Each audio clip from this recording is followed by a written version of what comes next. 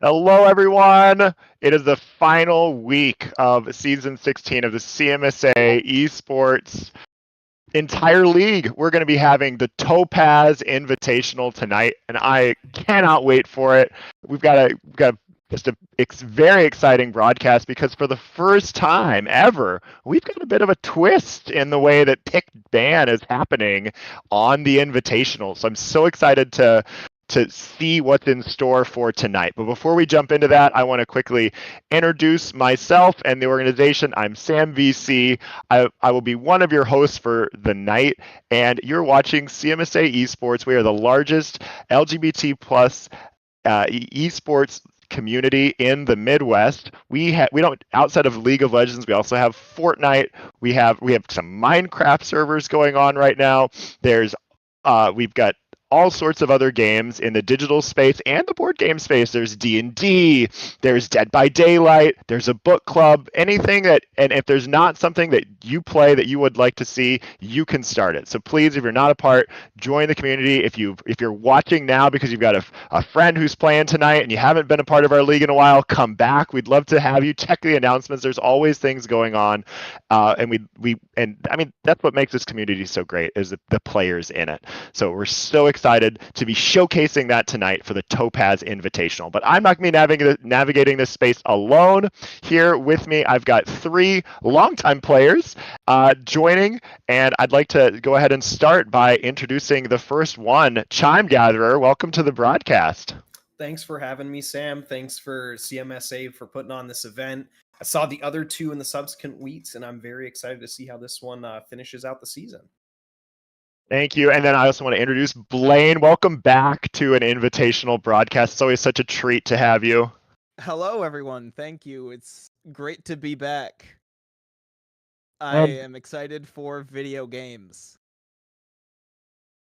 and last and certainly not least, Ginger Oxide, who has been a part of the invitational stream, I think a handful of times. Is that right? Yeah, I've played in 2 of the invitationals so far. Well, welcome. We're so excited to have you. Before we go any further, though, I do want to kind of kick things off with an official coin toss. So if somebody can let Poggle and the teams know the result, I've got my coin here. We'll go ahead and flip it, and it is heads that we're landing on. So I don't even know what John will have to communicate to the teams which team is going to officially win with that. But heads was our toss, and so with that, I want to go ahead and introduce these two teams for the night. Aiden, would you mind kind of telling us these team names and some of the players on them? Yeah, so first and foremost, I'm looking at It's Pronounced Swaby. We have Boomer to Walrus, a crowd favorite over all the times I've played amongst him and against him, depending on which team you're on. We have Quaib, the man himself. We have Foxed, Holographite, and Poggle. And then on the other team, we have Why Are There Four Bot? We've got Bormelian, Capri, Nick Zeit, Thundercats, and Van Puff in there. So should be a fun game. I've played against and with a lot of these people. And at the end of the day, I'm kind of just excited to see how this fans out. And Ginger Oxide, as kind of the resident topaz here on the casting desk, what can you tell us about some of these players? River Otter has a very deep champ pool, so I'm excited to see how far Fearless pushes him. The same goes for Poggle as well. He has some really spicy picks. Boomer's had a couple of really great hits, but a couple of misses too. So I really want to see how Why Are There Four Bot are able to push him to his limits. And I'm not really familiar with most of the other players, so. Blaine, do you have any thoughts about some of these players? Yeah, I know Poggle on the top side has been cooking with gas, and I'm really hoping the screenshots that I've been shown, I hope they come out because, like, that's going to be fun for everyone. So I know these players are excited to get drafts started, but before we do that, I want to kind of go over how the drafting is actually going to work. Would someone like to explain the drafting mode that the players are going to be using tonight? Yeah. So Fearless. Go for it. Go for it. Go for it, Blaine. No, let's do it at the exact same time. All right, 3. No, I'm kidding. I'm kidding. Go for it. So Fearless Draft. So for the first game, all champs are, on the board available to be picked, except for the bands that they pick, obviously. But for game 2, all those champions that the players have picked are no longer in contention. So don't even think about it, buddy. And the third game, you're going to continue on that. So those picks in the second game are also off the table. And then, yeah. One thing Did I about miss tonight. anything? No, it's just one thing about tonight. We will get a guaranteed 3 games where a lot of the professional scene often only goes to 2 games. So we'll really be able to see what these players are bringing to the table. That's pretty nice. Okay, I want to just check with production real quick. Are these teams ready to start the draft? Okay, it sounds like the teams are still getting organized. So momentarily, I'm curious. What are your guys' thoughts on this like fearless draft mode? Do you think it's gonna what is it gonna do compared to like a conventional like either league night or just game of League of Legends you might be in?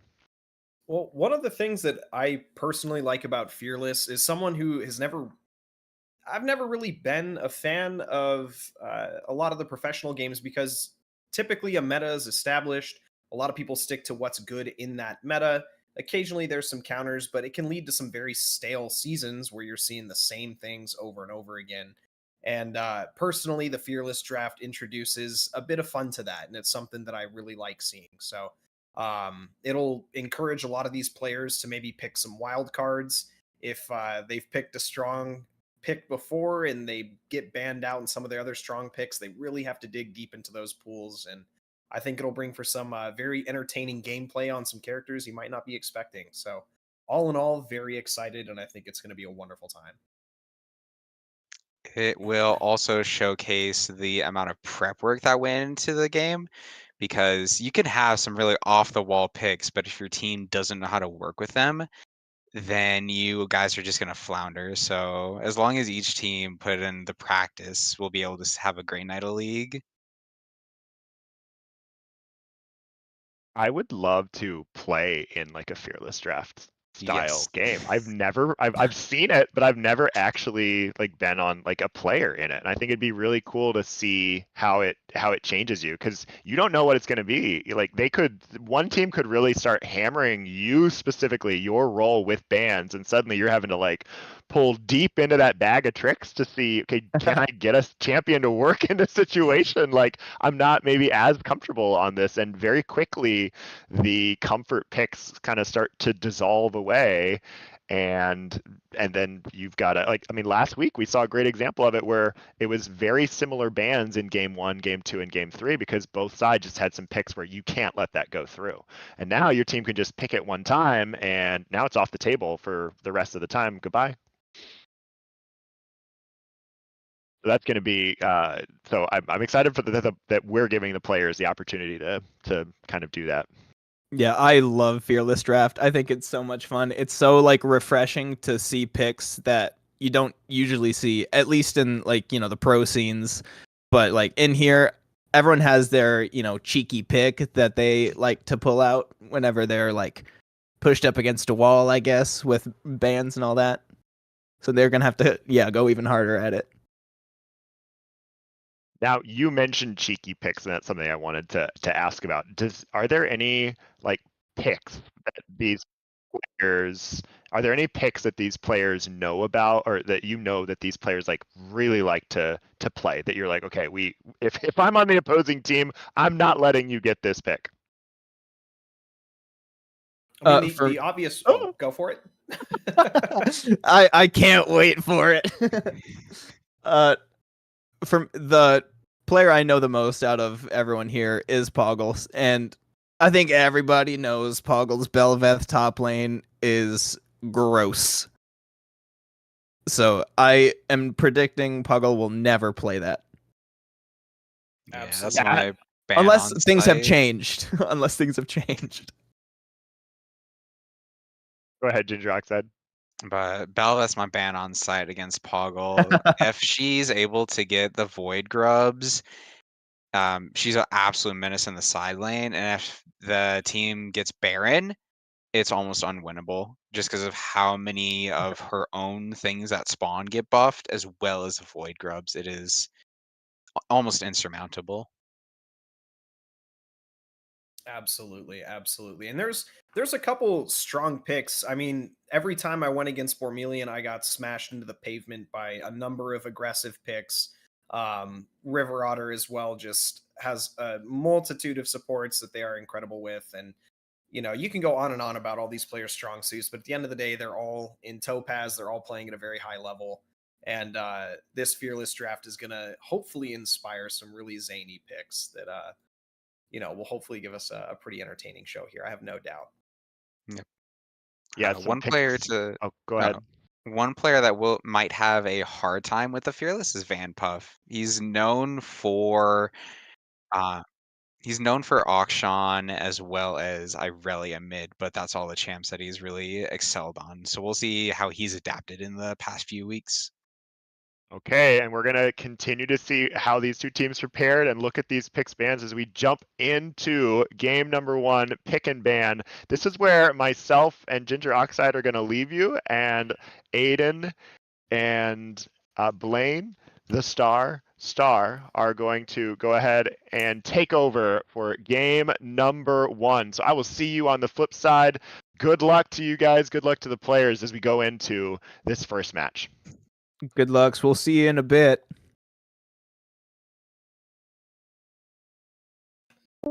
All right. So getting into bans, we see Zaya, presumably for Boomer to Walrus here. Blaine, your initial take, Zaya on Boomer. Have you faced it?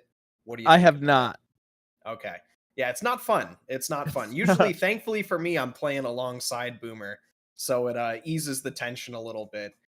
We also see the Gwen ban going out. I'm assuming top, but have you seen a lot of Gwen jungle lately? Is that something people are doing? I have not experienced a lot of Gwungle, but it is a popular meme amongst the CMSA esports Twitch channel. All right. We'll assume that's for top, but if it's for Gwungle, who knows? Maybe that's the sleeper agent over here. I feel like they're already like hammering down the jungle picks. Absolutely. We do see a Cho'Gath ban. Very strong, very oppressive top laner, and honestly, a really good flex pick. A Kindred ban, and Bessa, And a Darius ban. and Darius. Honestly, That's also a for lot of- jungle, ain't it? I'm gonna assume so. And you know what? I just want to be one of those people to say I love testing new jungle champs and have a history of picking some very spicy jungle picks in my past. And Darius was one that I tried to make work, and I'm glad that he's coming around. So, unfortunately not going to see him, but I'm glad he's in the pool now. Was healing off of jungle creeps with Q always a thing, or was that like a recent buff that happened that allowed this? Okay, I don't know for certain, but if it was a thing, I was definitely not taking advantage of it the way I should have. All right, so we see Gnar coming out first. Gnar alongside Amumu. So far, very standard picks, nothing out of the ordinary from what I would expect to see. But typically with these fearless drafts, you get to the real zany games around game 3 and maybe a little earlier depending on how the first one goes. But following Amumu with a Talia, what's your take on the Amumu Talia? A lot of roams, I think that's going to be an lockdown. easy setup for the Unraveled Earth, and I don't remember the knockback. That's okay. Talia's that's her E, right? We'll call it Talia's E. I'm fairly certain. I can never get that thing to The aim W right. is the knock. Oh, is it The W Unraveled that's the Earth is knock? the E, I believe. Okay, all right. I trust you on that one. I'm flying by the seat of my pants here, but All righty. you gotta just say it and pretend Yeah. you know what you're talking about. That's all right. Say it with confidence. I'm not going to question you. We also see a Maokai. So far, very, very CC heavy. That Maokai Gnar combo is something you do not want to be on the receiving end of. It Is seems, that a support Maokai or is that a jungle Maokai? What do You know- y'all cook with? Okay, my guess is this is a Maokai jungle because if Bormelian could have been playing Maokai jungle against me and didn't, then I feel very bad because he did not do that to me, and I would have preferred that over some of the picks he was doing. Um, And you mentioned the Akshan, action pick. absolutely, absolutely. So far, a very rounded out comp, and then a Malphite coming out. I'm gonna be honest. That's a I hover. mean, That's a hover. Nah. oh, there we go.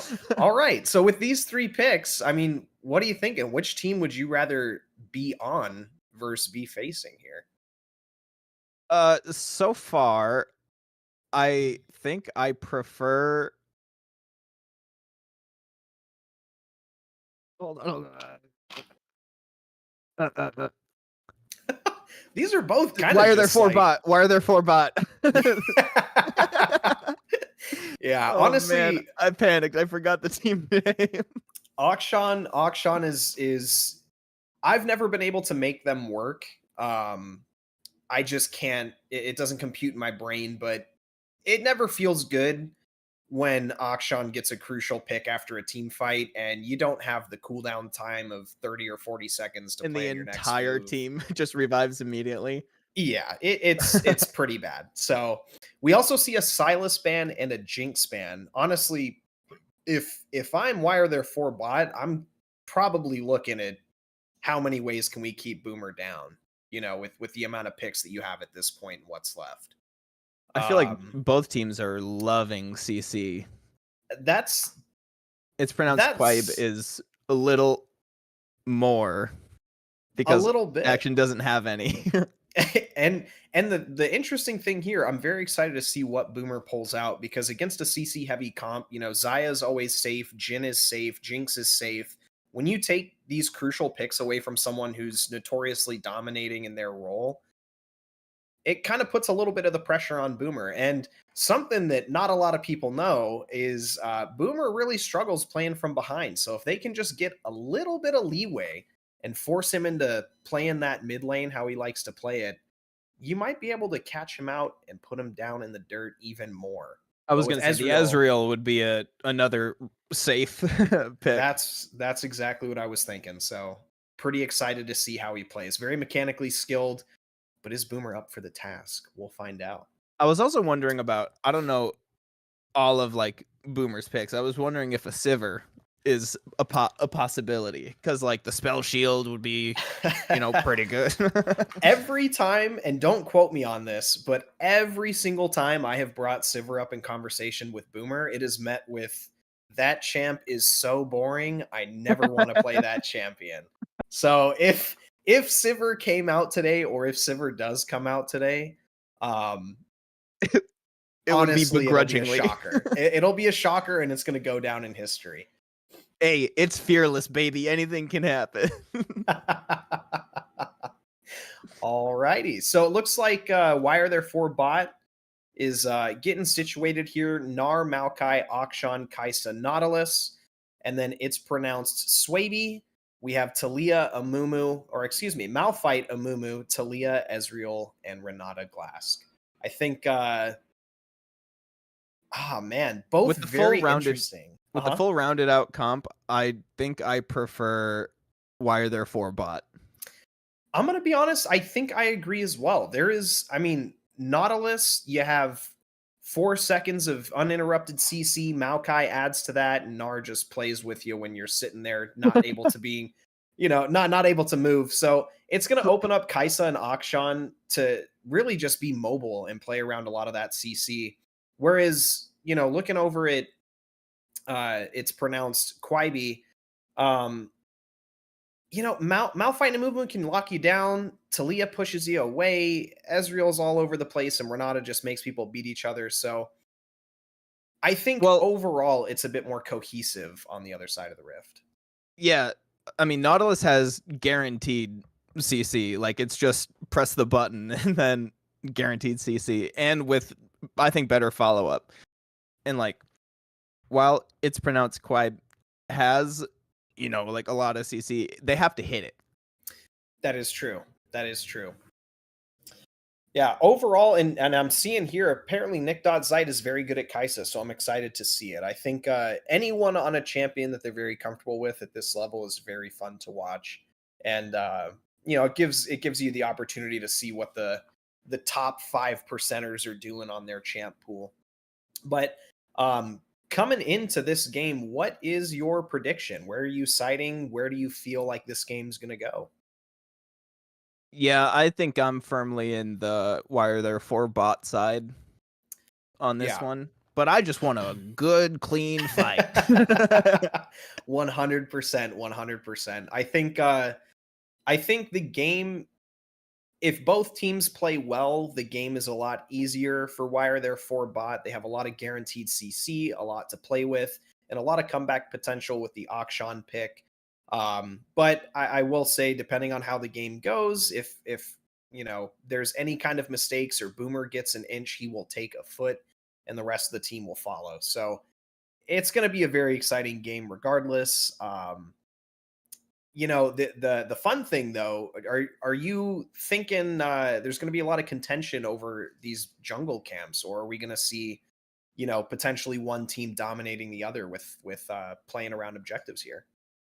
I think both teams can scrap in the jungle and like try to contest each other. They do have I mean, Talia can roam very well. I know Fox likes to roam. Nautilus is just one of those characters Mhm. that loves to show up in the bushes, being a little creepy guy staring at you from afar, waiting for you to push forward just a little too much to capitalize on it. So, um, man, yeah, it is going to be a very exciting game. I think both Drake, Rift, Atacon, everyone's going to be surprised with how many people are staring at them all game, and I'm excited to get into it. Yeah, I feel like it's pronounced Kwai B. Doesn't have all that much damage like initially. I feel like Ezreal has to get there eventually. Hmm. Talia, like I said before, like you got to hit the knockup basically. But like if those two go down, I think Why Are There 4 bot will kind of run away.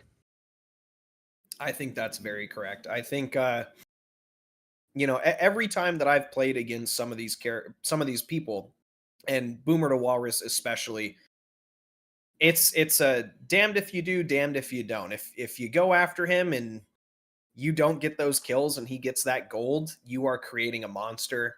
And if you don't spend a lot of time pressuring him, he's very mechanically experienced, and so he can kind of naturally create that lead for himself. So you really have to play well into Boomer and that team in general. I know they've practiced a lot with each other. I think there's a lot of synergy to be said. So it should be a fun game, but we're getting into it. Why Seeing Are There us 4 bot is just doing a standard 5-point setup. Everyone's doing a 5-point. absolutely. It's kind of the way to go. I mean, if you're not doing the 5-point at this point in the game, what are you doing, right? I mean, you can Having risk fun. it for that's what it is, having fun. And I think the invitationals would be the place to do it, but I don't know, maybe we'll see that if we get into some game 3 shenanigans or something. Yeah, please. All 5 in a bush waiting. Absolutely. And I noticed Ginger Oxide in chat, most of my team from last invitational, I think outside of Fox, we did have Eli who isn't playing. But yeah, most of this is my team from the last invitational. So this will kind of be nice to see from a Ravens point of view, zoom out a little bit and really access the macro and the full scale of things. Is that Mhm. Is that FPX Malphite? Oh man, I don't know. Malphite doesn't really have a lot of good skins, in my opinion. I usually run the Shamrock one if I can. It's, really lean into it, but... Shamrock or Obsidian is my pick. Gotcha. Yeah, we're getting confirmation in chat that it is FPX Malph, so good call there. But getting into it, we see a Mumu starting on the top side of the map, probably taking red and doing a standard jungle clear. Bormelian doing the exact opposite, starting on the bot side of the map, doing the same thing. A lot of trades going down early game. It should be pretty standard. I think Poggle on Malphite into Gnar is going to be kind of rough if Poggle doesn't get some assistance, because, I mean, it's the same story with Gnar. Going into a melee character, you don't really have many opportunities to get on something like Gnar, so that's going to be... That'll be an interesting one. I saw the vision on that hook. Use the hitbox's massive aura. Oh, Nautilus Q hitbox is something that needs to be studied. Yes, hot fix, tweaked, turned around, and gutted, in my opinion. But we do see some trading and skirmishing going on bot side. Boomer still full health while everyone else is sitting around 70%. Junglers are keeping a pretty consistent pace. Yeah, they're even. Absolutely. We do see Bormelian going for Gromp before blue, and we see Quaib getting blue before Gromp, so I wonder how that's going to impact the jungle clear. Definitely the mana difference. It definitely is. Mumu is a little bit shy on that blue resource, especially early in the game, but once you get that blue buff, it kind of negates it all. I'm really hoping to see Action just spin around in a circle for like 10 minutes. Oh, we're gonna get that. We are definitely going to get that. And if we don't, we're writing personal letters to get it next time. Both junglers opting to do a full clear here. I see Bormelian backing, Amumu warding. You know, right now, not a lot going on. It seems like both these teams are playing pretty cautiously. How do you think the Akshan-Talia matchup goes in mid? I'm not sure if Action outranges Talia or not.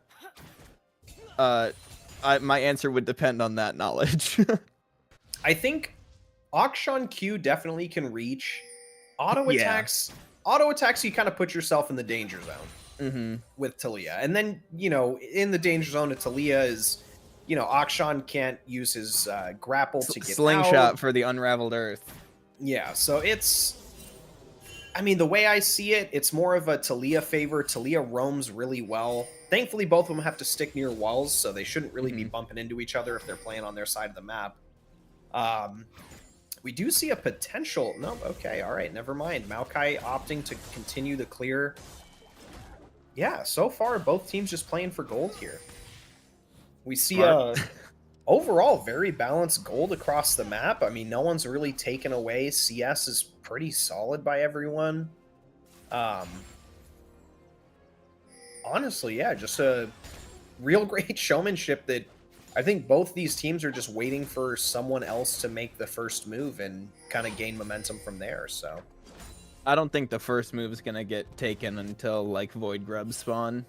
Oh yeah, I think we're gonna be waiting at least another minute or two before something starts to happen. But we do see some contention over vision in bot side. Amumu coming in to clear some of the crucial wards. Honestly, I don't see an early Drake coming out. And at this rate, I definitely don't see an early gank coming out. So this might be both junglers positioning for those Void Grubs, as you're saying. Yeah, I feel like Poggle's a fan of Grubs. Poggle is a fan of Grubs, and let me tell you, Boomer is not a fan of Drake. If there is a wave coming, it does not matter how well an open Drake is, Boomer is getting that wave. And that is something that I tried working with time and time again. But we'll see here. We'll see if Boomer's learned or if he's going to hang back and grab that wave there. We're continuing with the handshakes. Grubs for Dragon. That's what we're seeing. And you know what? I'm going to have to talk to Boomer after this, because if I would have asked him to help me with that Drake there, he would have told me to figure it out myself.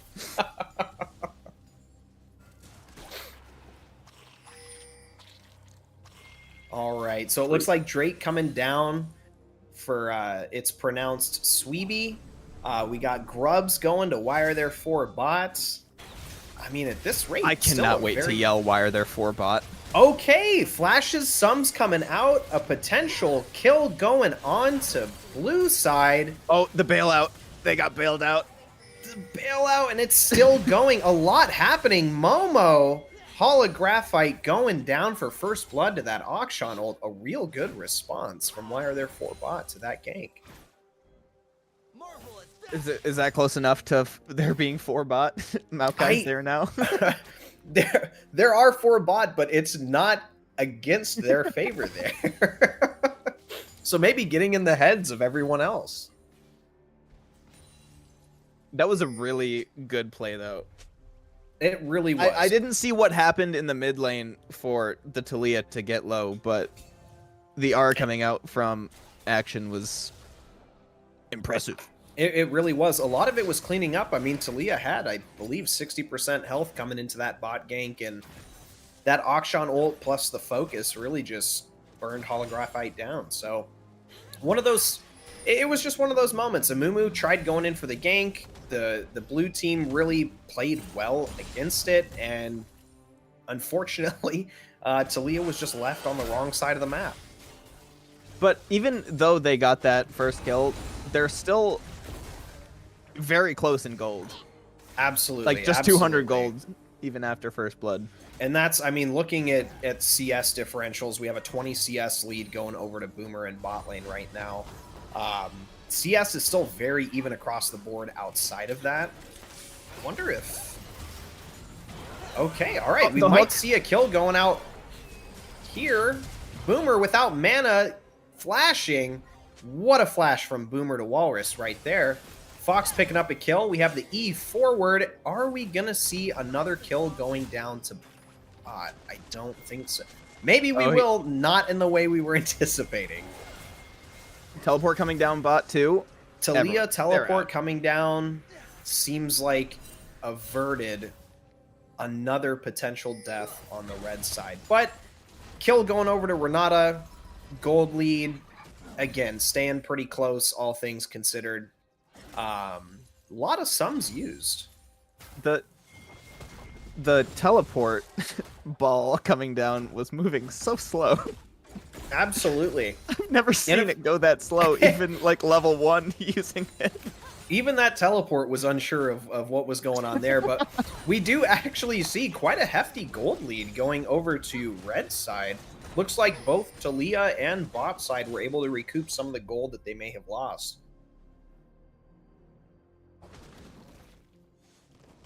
And we're kind of back to normal here. I was going to say, back to a quiet part on the Rift. Any advertisement reads needed in the next 30 seconds? Yo, buy CMSA merch at buycmsamerch.com. I don't know what the actual URL is. Insert proper URL. Yeah.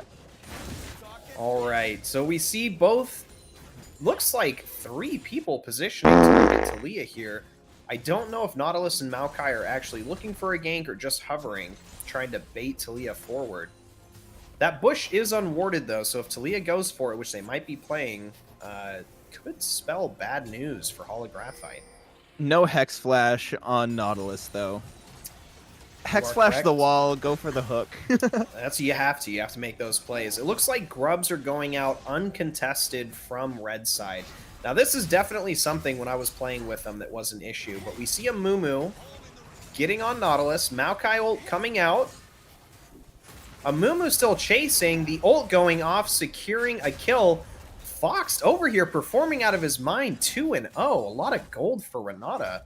And it looks like they're actually able to pick up some Grubs from that. That contest was just like walking up. In all honesty, it was as polite as it could be. It felt like they were knocking at the door, and blue side kind of let them in. But a good teleport coming out from Poggle, defending that the first tier bottom tower from some potential plates going down. Seems like a bit of a lane swap, and we might see something happen here. Uh-oh. Uh-oh, a Mumu falling right into the hands of Maokai and Akshan. CC going out. Renata ult the into slingshot Ezreal. right into the Renata ult. Absolutely. Poggle coming in late. The flash ult. Oh, Can they huge. clean up? Fox getting the res flashing forward. Poggle maybe going to help Boomer clean up some kills here. It's alive! We're going to let the fight speak for itself. This is where the training and trust comes in. Boomer with the barrier. Fox flashing forward, securing some time. We have a Locket getting finished. A lot of gold going over to red side.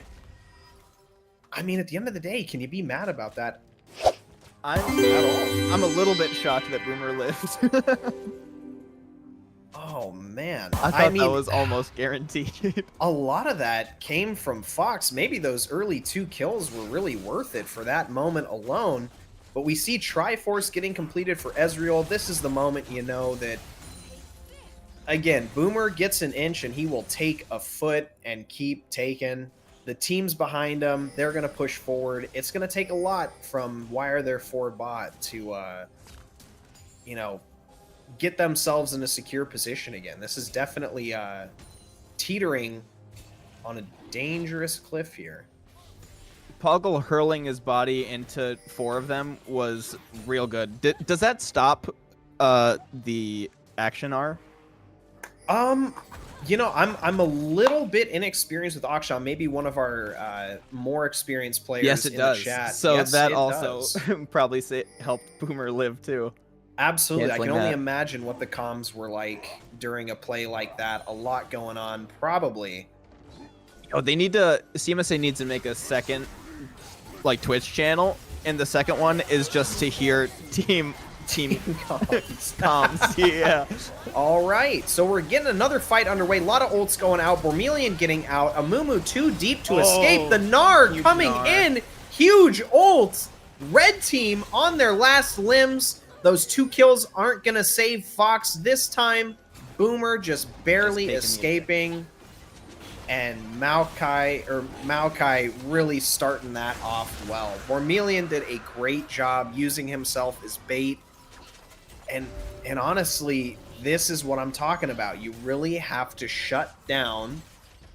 You have to shut down red side when they get ahead like that. And they did a wonderful job doing that before it got too crazy. Yeah, that was a really well done fight for Wire Their 4 bot. I'm gonna have to take a second every single time. But no, that was a really impressive. Was that like 3v3? I mean, that was basically a whole team versus a whole team there. It's just, I want to say...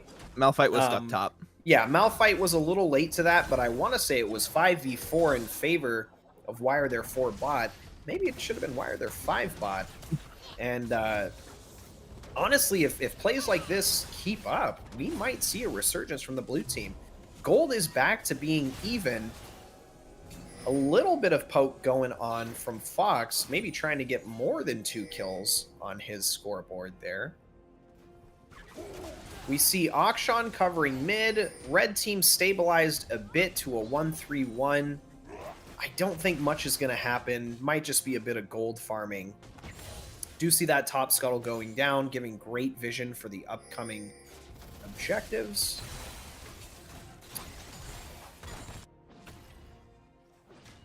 Yeah, I think at this rate... What were you going to say? I was just going to say the 2 champions that you want to have a good lead on both sides do have that lead. Absolutely. I mean, at the end of the day, Boomer being ahead, okay, pause that thought. We have Fox coming in, a potential 3-man. We're just going to take the tower. Just I was hoping to see a tower. 3v1. We might have seen it there. Now, taking this tower does open up the map considerably for red. They're able to lane swap, get the people mid that need to be mid. And this is where, you know, we might see Boomer donate a couple kills and some gold to the enemy team. But until then, we have blue collapsing on Shelly. Boomer and Fox taking a bit more bot. Yeah, right now, I mean, a lot happening, but gold staying pretty close. Maybe setting up for another 3-man. You might get what you asked for here, Blaine, if I'm being honest. No. You don't think so? I mean, not anymore. Not. They all went home. They all went home. They said now is not the time. I'm going to make Blaine sad. And rightfully called out in chat there, red team does have feats. They got 10 of them. In fact, Everyone type feet in chat. Everyone type feet in chat. Whichever spelling you prefer works. But we're going to see those upgrades coming out. I mean, I haven't really played the game much since feats have come out. What is your take on them, Blaine? When they first were released, I was very annoyed with them because at first it was 1 kill, you get the, like, kill portion. Mm-hmm. Now it's 3 kills, and so that's, like, so much better because, like, there would be a level 1 shenanigan where you just, like, cheese somewhere on the map, get an easy kill, and just already have 1 objective.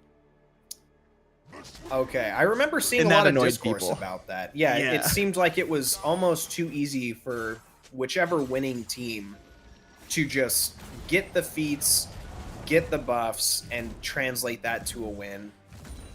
But they've changed it now. I think it's one of them isn't as easy to get, if I'm not mistaken, right? Or Yeah, I do think criteria it's changes? I do think it's easier or like better now. Cuz yeah, it's 3 kills, 3 objectives. But if like grubs count, but you have to get all 3. Gotcha. Okay. And first tower is 1. All right. Well, we see Shelly going out bot. Something a little concerning is if Shelly keeps pushing with Akshan. Oh, Shelly's still pushing with Akshan. Red might lose a considerable amount of their base. Looks like they're responding. That's another How- 600 gold if it goes down. Yeah, no, red team. It looked like the Talia ult actually. No, actually, I don't know what I'm saying. Cancel that. How much movement speed does Talia have? Oh, I guess The surf flash ult going out. River Otter flashing to avoid the Amumu. Looks like Bormelian's a Talia little coming in to caught help. out behind the whole red team. Bormelian going down to Boomer. That is the last person on that team you want kills to go to. In fact, Fox should have gotten his 3rd there, if you ask me. But looks like we have 5 mid on. It's pronounced Quaby. And looks like, why are there 4 bot are actually mid at the moment?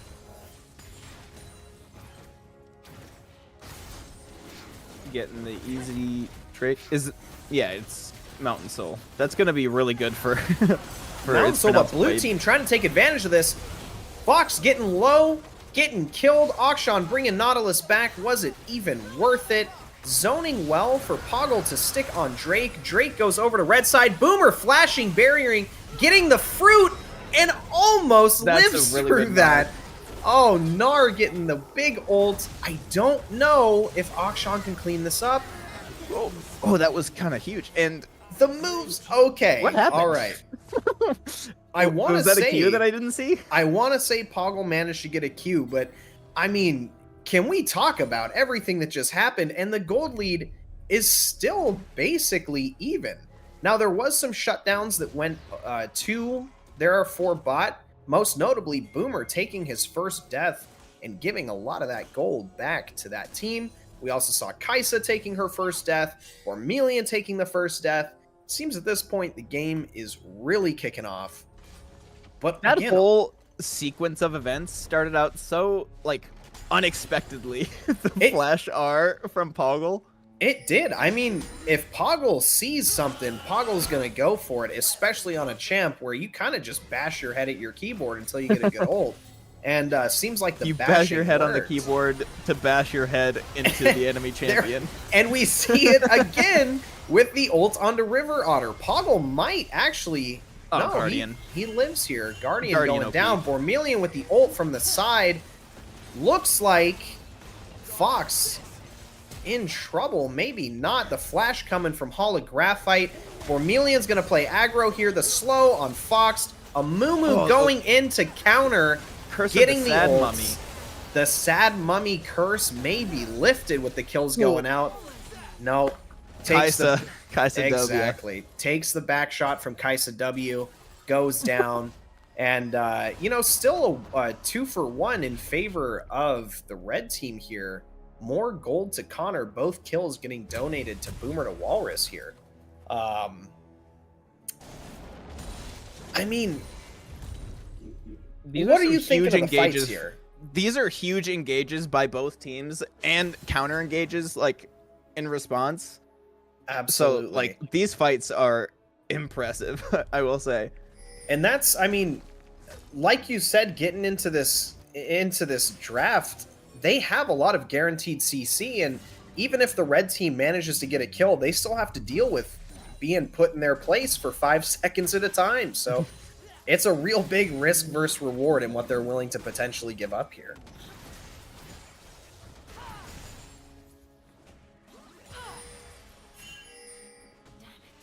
Kaisa without E evolve yet, so can't go invisible for 4 seconds or however long it is. That is true. And in all honesty, it should be 10 seconds if you ask me.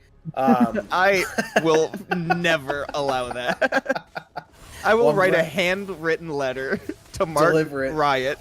Personally to him. The Talia ult coming out, not really working how Holographite may have expected it to. We Hi, do see minions. that is, yeah, and we see Akshan pushing that wave bot side. One thing is, you know, it's pronounced Sweeb is not really paying a lot of attention to that bot side tower, and the bot lane in general. And this is maybe due to a little bit of uncoordination going to them and where they need to be. But I mean, Yeah, they're responding rather than like being objective right now. Exactly. At least for that bot wave. Exactly. Now, one thing, Poggle has been doing a great job pushing that top side out, which is something you want to see. Mhm. When you're looking at roaming, you don't really want to leave your wave or your lane in a state that the next wave can come in and even out. You really want to spend the extra 10 seconds to push the next remaining wave out, then get your roam on, because that puts, you know, for instance, Gnar in a position where he can't group for anything mid because he has to deal with a pushing oncoming wave. So all around, Poggle's doing a great job playing with wave states here and creating some pressure. At the moment, though, not a lot going on around the rift. A little quiet. Gnar may be getting this top turret, but we do see Talia and Amumu looking. They're there to respond. We don't see a lot of Nars in Ruby. Listen, if we had it my way, you'd never see Gnar. That that top lane demon is, you know, right on par with Vayne there. Maybe a little more tolerated. I've whipped out the Vayne a couple times. Listen, I'm ashamed to admit it, but I have as well. And typically, I don't get nearly as fed as the Vayne that just destroyed me topside, that caused me to play Vayne in the first place. But Why you know, do I who's not do the counting? same damage? Exactly. Exactly. So with Otacon being bot side, I mean, what's your take on Otacon? I've heard people love it, people hate it. It's good, it's bad. It's the perfect inting tool. Okay, perfect inting tool. Drake going 'Cause down. I don't know if it's for both of them or for like one specific one, but it just shreds resistances, so you can't, like, if you're currently on it and they go in, I'm talking over. That's a huge fine. fight. Honestly, first kill going down to Kaisa, the ult backwards to stop Gnar from doing anything to the backline. Poggle preventing Bormelian from walking away is easy. Boomer coming over the wall, getting another... Never mind. Poggle came in with the KS. They're going to have a discussion about that in chat right now, I'm sure. But the whole red side moving top to Baron. It is I mean- smarter to take the Baron over the Otacon, I will say. Absolutely. And it's also smarter to take the Baron over killing yourself for Drake, which red side is doing a fantastic job playing off of, doing a little multitasking and getting the scuttle alongside Baron here to really kick this game into gear. This is a big mountain. This really is. Poggle, I mean, 508, 600.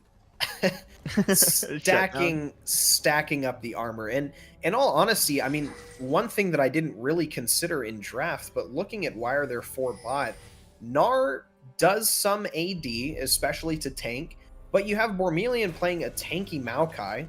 You have Akshan and Kaisa going a little bit more AD focused.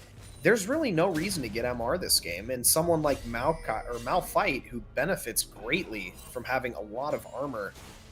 I mean, can you ask for a better team to play into as a Malphite here? Yeah, I was expecting a lot more AP since they have that action mid. I was expecting more AP on Cats Love Me and the Kaisa. Absolutely. And I mean, there is a blasting wand in the items, so there is a blasting wand. There is a blasting wand. The ult coming from Poggle gonna hit the blast cone. He's just standing there menacingly, making sure that they cannot blast cone out. Nautilus getting caught. We have Bormelian getting caught. Fox coming in with another kill, letting Boomer know that he's not the only carry in bot side that the team needs to watch out for. I mean, I can only imagine how happy Boomer is to see all these kills go into his support.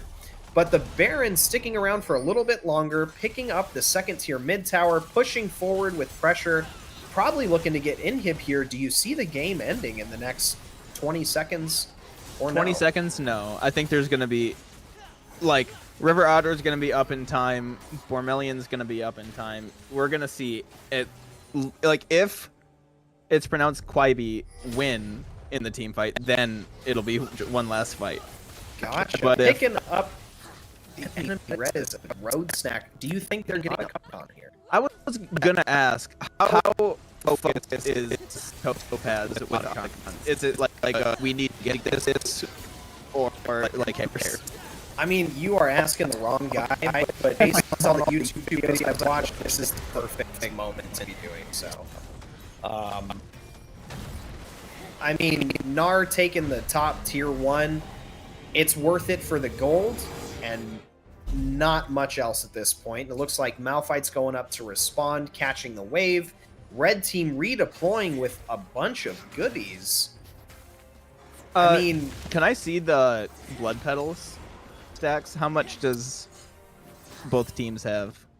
I just like looking at it. Yeah, I don't know. Is 49 for 49. It's pronounced Quavy, and 9. Okay. That's what the Otacon can do for you. Gives you 50. Gives you a bunch of flowers. Looks like Red is positioning for some kind of play here. Taking a look at the gold disparity, we're seeing about a 5,000 gold lead in favor of its pronounced Sweeby. I mean, that's just playing very well into what I said. If they get ahead, it's really tough to reel them back in. And, you know, Why Are There 4 Bot was doing a great job keeping the red team down early, but once Connor or Boomer gets a lead like this, it's one of those moments you kind of just hope that he almost disconnects or loses motor function in his hands for a little moment so you can really get on him. Yeah. Oh, Poggle in a fight right now. Yeah, okay, all right. So we're seeing Poggle finally donating all that gold he's been hoarding all game. And blue team making a great play on the top and will probably get inhib here. Can Auction stop backs? If Auction not everyone. Not everyone, but enough. There is nothing that Boomer can do against a 4-stack alone that'll prevent this inhib from going down. We do see Renata getting jumped on by Akshan. Maybe those 5 kills will help turn the tides. Mumu taking advantage of everyone getting his base and getting that 3rd Drake, putting Soul on the table. And let me just say, if I'm blue side and I see a Malphite with those items against my team on the door of Mountain Soul, I'm starting to sweat a little bit. Yeah, that Mountain Soul is going to go crazy on the Malphite and the Amumu.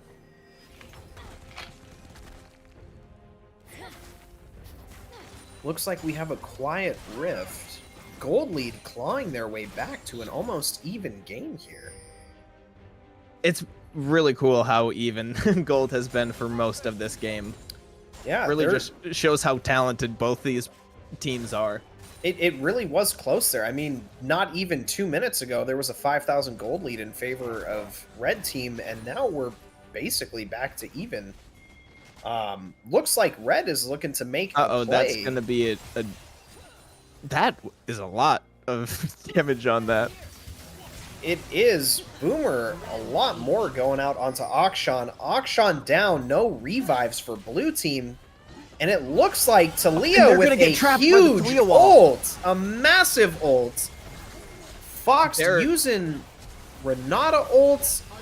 I mean, this is, if I'm being honest, you know, blue team did what they could there outside of positioning better, and at the end of the day, they're getting punished for it. That Talia wall basically won them the fight because they were just locked in place. They couldn't go anywhere. That was a great Talia wall, and one thing, red team has a minion wave at these turrets, which is not something you want to see in a position like this. Poggle may be looking on Capri here. I mean, this next wave's coming in. They're only going to have 3 people to defend this.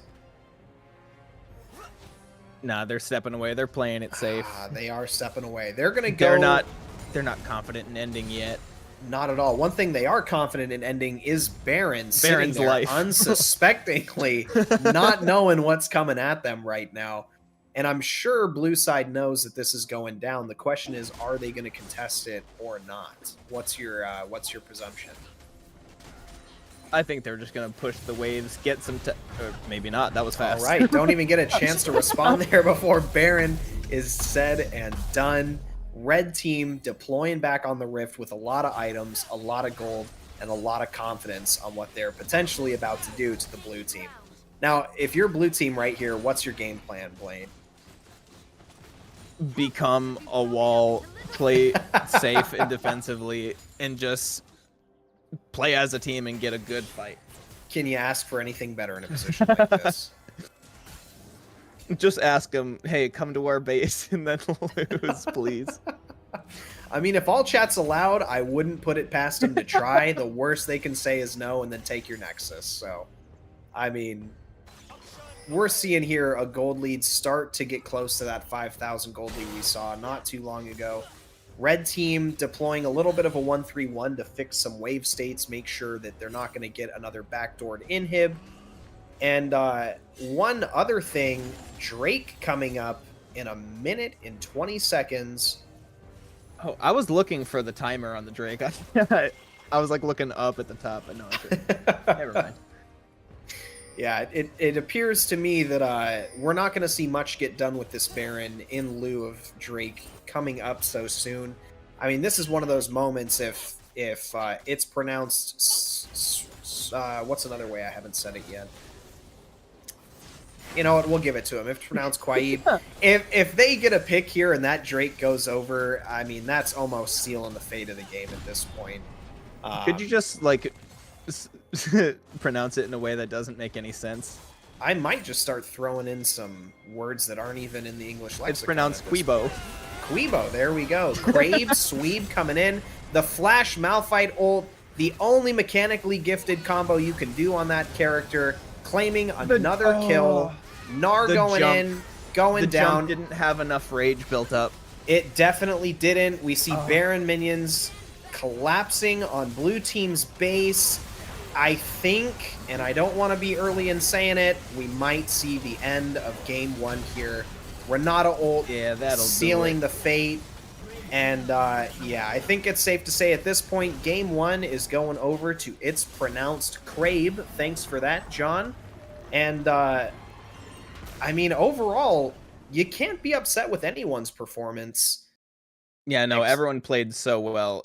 It only just like went wrong in the last couple minutes. It was back and forth pretty much all game. When it rains, it pours, and that is something that blue team hopefully doesn't let affect them going into game 2. But in the meantime, we have Sam potentially joining us again, and we can start discussing who do you think really played out of their mind that game? Oh, thank you for the transition. Yes, I mean, what a great game number 1. Going to It's Pronounced Seaweeb. Great job taking down... getting that win in game number 1. A moment that really stood out to me was what I thought could be a comeback because the gold had just started to kind of creep forward, and then all of a sudden, Wire there for bot found a pick onto Poggle's Malphite in the top side, and just like that, the inhibitor is gone, Yeah. and the game is right back on. And so, and it was a really great poise shown by its pronounced Sweeb in order to actually then come back and shake it off, and just push down and end up winning game number one. Absolutely. And to your point, I mean, there were many moments early on where they almost caught that lead and reeled it back and turned it in their favor, which, I mean, that's kind of what you have to do into a team with, people like Boomer to Walrus, who infamously, again, is notorious for just taking any small lead you can give him and running away with it. So, um, yeah, overall, really great performances. And I think it'll really step some game up into game number two. Um, but Now, yeah. before we jump into game number two, I'd love to interview one of these players. You have a player you'd like to interview from It's Pronounced Quiba. I'm gonna give it to Boomer. Boomer I mean, took the lead that was hand fed and just ran away with it. Oh. I will agree with that. I think there were many moments outside of what you typically see from Boomer. I mean, he was getting focused a lot, but playing mechanically well, multiple times where he was using a lot of those summoner spells to their full extent and getting away by the skin of his barrier. I think I can agree and say that it would be a pretty good MVP going over to Boomer this game in game one. All right, let's go ahead and bring Boomer up. Boomer, hello, welcome to the broadcast. Hello. How are you feeling after game number one? Tell me, what was a big moment in that game to kind of swing it in your team's Man. favor? We honestly, we played out of our mind that game. I'm so proud of everyone. We did a bunch of practice games and none of them went near as clean as that. We played around objective super well. The early rotation for Grubs was super, super well done. The TP bot to cover for the fight we did at Grubs, super, super good on Poggle's part. Like, everything was super good. Super, super happy with how it went there. And coming after that game, Boomer, do you think your next team comp is set in the way that you expect it to be? Do you already have plans? Do you have something cooking? I mean, Ezreal's gone, so who are you gonna play if Zaya's banned again? I think we all, luckily now, after the practice, have enough champs to play for this Fearless setup here. So I'm really excited to be able to showcase all the different champs we have ready to go. I'm really excited for you to lock in the Sivir. Might need a best of 7 to have that one going there. Gotcha. And one question, Boomer. I mean, throughout that game, there were a lot of moments you were getting jumped on. Was there any moment that you thought you weren't going to make it out of? Every single one. Every single Every one. single one. I was like, they want me dead. I really thought I was dead in all of those fights, honestly. So luckily my team was there. We had a ton of CC to lock down everyone. The Amumu, the Renata. The Renata was huge on that comp as well. Yeah, Renata bailing you out every Yeah, time. Fox was debating between two champs, and yeah, he went with Renata, and I was super happy he did because that went so well. Absolutely, absolutely. And I mean, you got to give it to Fox getting 5 kills early. I mean, that gold lead coming in clutch so many times to save you, admittedly so. It is a skill to not let supports getting kills early affect your mental. It absolutely is. Seeing that go over to the support, be like, okay, doesn't matter. We're in the lead. We're winning. It's fine. That is definitely a skill to get for sure. So. All right. Well, good luck again in game number one, and good luck going into game number two. Thank you very much. Thank you, guys. I'll say goodbye to Boomer de Walrus, and we can say hello once again to Ginger Oxide. We'll welcome you back to the broadcast team, and I have to wave goodbye to Blaine. We will see you again in game number 3. All right, have fun, everyone. So much. Yes, thank you so much for all your commentary. We'll see you just in a little bit. Ginger Oxide, welcome back. Were you watching game 1? What are your thoughts going into game 2? I was watching game 1, and I think Wire Their 4-bot might have been able to end when it was just Ezreal in the top lane. they were they were able to stop the Renata from backing, and two of the other members on is pronounced Queeb were one was on Dragon, the other's on Tribush, so they might have missed an opportunity to end there. I hope that doesn't hurt their mental if they figure that out. But I'm excited for this Fearless. I took some notes to go over in a second here. Yeah, I think the players are about ready. I'll check with production to see if the players are ready for the draft here. Because yeah, with Fearless, you've got all these 10 champions now off the table. Yep. Kwai Baby, and Amumu being taken away leaves him open to being heavily targeted in the draft, with Diana and Lilia being some of his best champions. So we'll have to see what else he's brought out. Absolutely. And one thing, since you were paying attention to game one, was there outside of the moment that you thought Why Are There Four bot could have ended the game? Consequently, was there any other moment that you thought that it's pronounced Sweeby might have also thrown or given more than they intended to give for that blue side there? Definitely when they tried to end that first time, they didn't have a big enough wave, and there was enough wave clear from Why Are There For bot to where it would have been better for them to peel off and just take jungle camps. Or I Mhm. think Baron was up at that time as well, so they could have done that instead after winning that team fight and getting those 3 kills. So a bit of a misstep by them. Yeah, no, absolutely. It was a bit risky, and that was one of the moments where it was teetering on that. Is this good or is this int? And unfortunately, up at this level of play, you really can't afford to make those risks there. So Yep. So they peeled off a little bit late, but they were still able to back out to where they would still be able to get their recalls off, make sure that they spend all their money and do anything else they needed instead of like throwing at an objective. yeah, absolutely. And I will say, Blaine was in here. I'm a bit uninformed, but your take on Atacon, is that something you ever go for? Is it more of a convenience?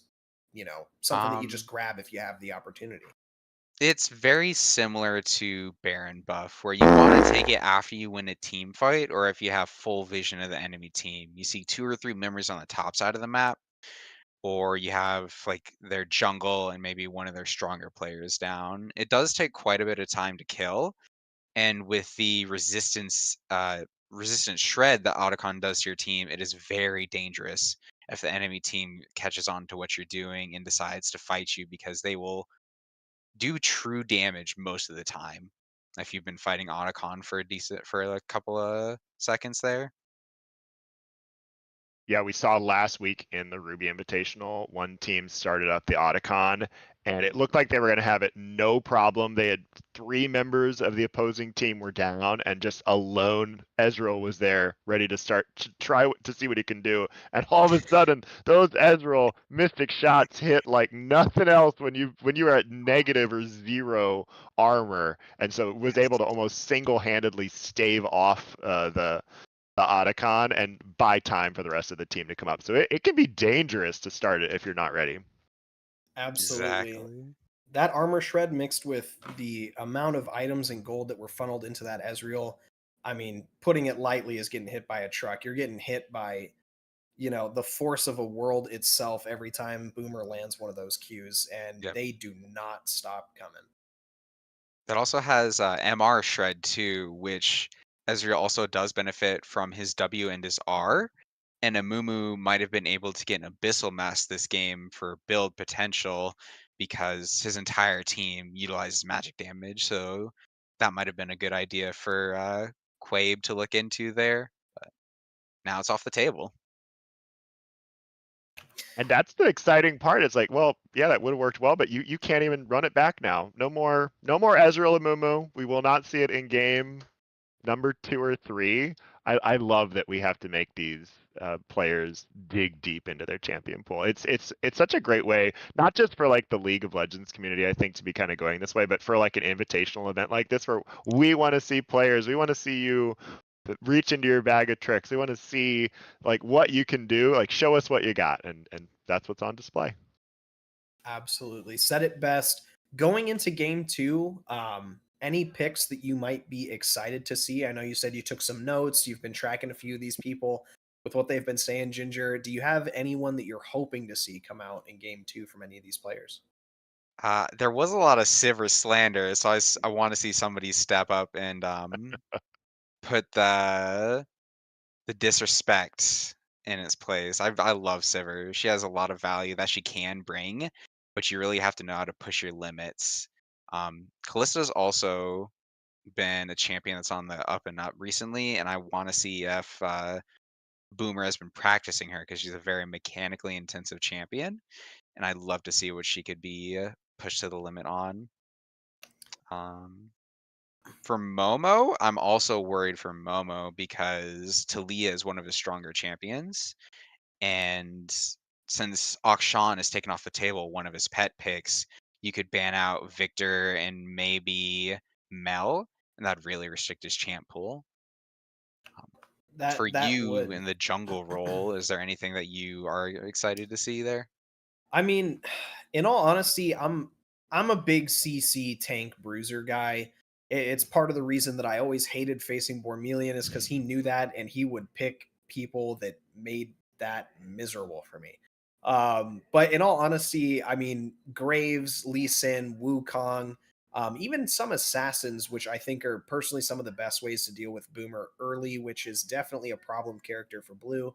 Um, I mean, and you can't even go wrong with some of these weirder picks, like Darius, or I know there was some talks of Yorick. I'm sure it's been nerfed at the point, but some of these picks that you might not expect to see that are doing more psychic damage than they are physical or magic damage at this point. So, uh, yeah, and in all honesty, I think both Queeby and Bormelian are in a position to pull something out of that bag that Sam's talking about and really put on a show for game two. Yeah, So. Darius and Yorick are on the slate to be nerfed, still really busted right now. So, and some sleeper picks, Talon and Zed. Those champions are actually really good in the jungle. It's just underutilized because they've been in mid for so long. But the jungle specifics buffs Riot did to them really made them excel in that role. So Yeah, no, that's one of the things I was talking about it earlier. I love when people can experiment with junglers and come up with strategies. I mean, something like Yorick jungle is not something a lot of these high tier players are thinking about.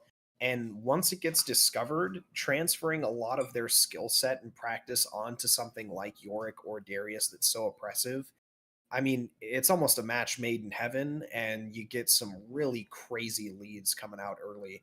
And people don't really know what to do about characters in a position like that. So maybe we'll see it in game two. I'm hopeful, but I'm not expecting to see it. So, yeah, probably not. Although a oh, dark horse in Draven jungle. I've been saying this for a while now, and it hasn't gotten nerfed. Draven jungle is really good. I Draven gotta jungle. that I think that's Yes. what I'm most excited to see is some sort of a off the wall pick. I feel like game two, this is your opportunity to go for it, especially if you're the team that's ahead. Go for something like that. I will step away and let you guys take over in the pick bands. Good luck in game number 2, both of you. Thank you, Sam. All right. Getting into draft. Ginger, what's your predictions here? What are you hoping to see? What are you hoping to not see? That one I'm not entirely sure on. With that Cho'Gath ban, they might be Cho'Gath is picking. oppressive. He is You know, oppressive, yeah. it's oppressive, and it's one of those characters that even if you're down, your ult and your CC is still so valuable to a team that can benefit a lot from that. The the Gwen, Kindred, and Zaya taking away a lot of safe picks. Anything you're shocked to see on this ban list so far? Not seeing Jin and banning Cho'Gath, one of his bigger counters, taking away a health stacker while leaving Jin up will let Boomer just run a train. So That is very true. And if there's one thing we know about Boomer, he loves Jin, and he's also very good at Jin. And I don't know about you, but playing against an ADC that's never on my screen to get on in the first place, not a fun time. I like playing Tristana, so I can make those ADCs get into my screen whenever I need them to be. But Gotcha. Vi can shut that Jhin down quite well unless we see a potential Morgana angle. But River More Otter might have something up his sleeve to deal with that. So absolutely. And I mean, one thing that's not talked about a lot on Vi is choosing an ADC that's going to bait that Vi and almost using your ADC as a vessel to get a free kill. Is that something you see it's pronounced Seeb do in this game? with the Xayah ban, I'm not entirely certain. And since Boomer vehemently hates Sivir, there aren't really a lot of options for them to use to bait the Vi. You could do Kog'Maw and maybe do like AP Kog'Maw with the Zanyas, but that kind of fell out of the meta. It's still playable, but it's not as strong as it used to be. Absolutely. The Jarvan Galio and Vi Tom Kench. What kind of vibes are you getting so far? It's pronounced Queeb. They really want to go for that deep dive angle. They want J4 to get to the back line as well as possible to restrict why their 4 bot from escaping from the rest of their follow up with Galio going in on the J4. But Tom Kench, if Vi overextends, Tom can just get her out. Absolutely. And now we see the first phase of these picks. I mean, Vi, Tom Kench, Senna, and J4 Galio and Bessa. I think that hard dive is exactly what we're seeing. You're hitting the nail on the head there. I Yes. mean, being on the receiving end of a J4 Galio and Mbessa on your carries, I mean that just sounds almost as worse as it gets at this Yeah, point. So it really is awful. If J4 knocks you up and Bessa gets an almost guaranteed follow up, and if you're playing any kind of squishy ADC, if you don't have Tom Kench on your team, you are dead in the water. But thankfully, we the do see fish is that loose. Kench. Yeah, Is it going to matter though?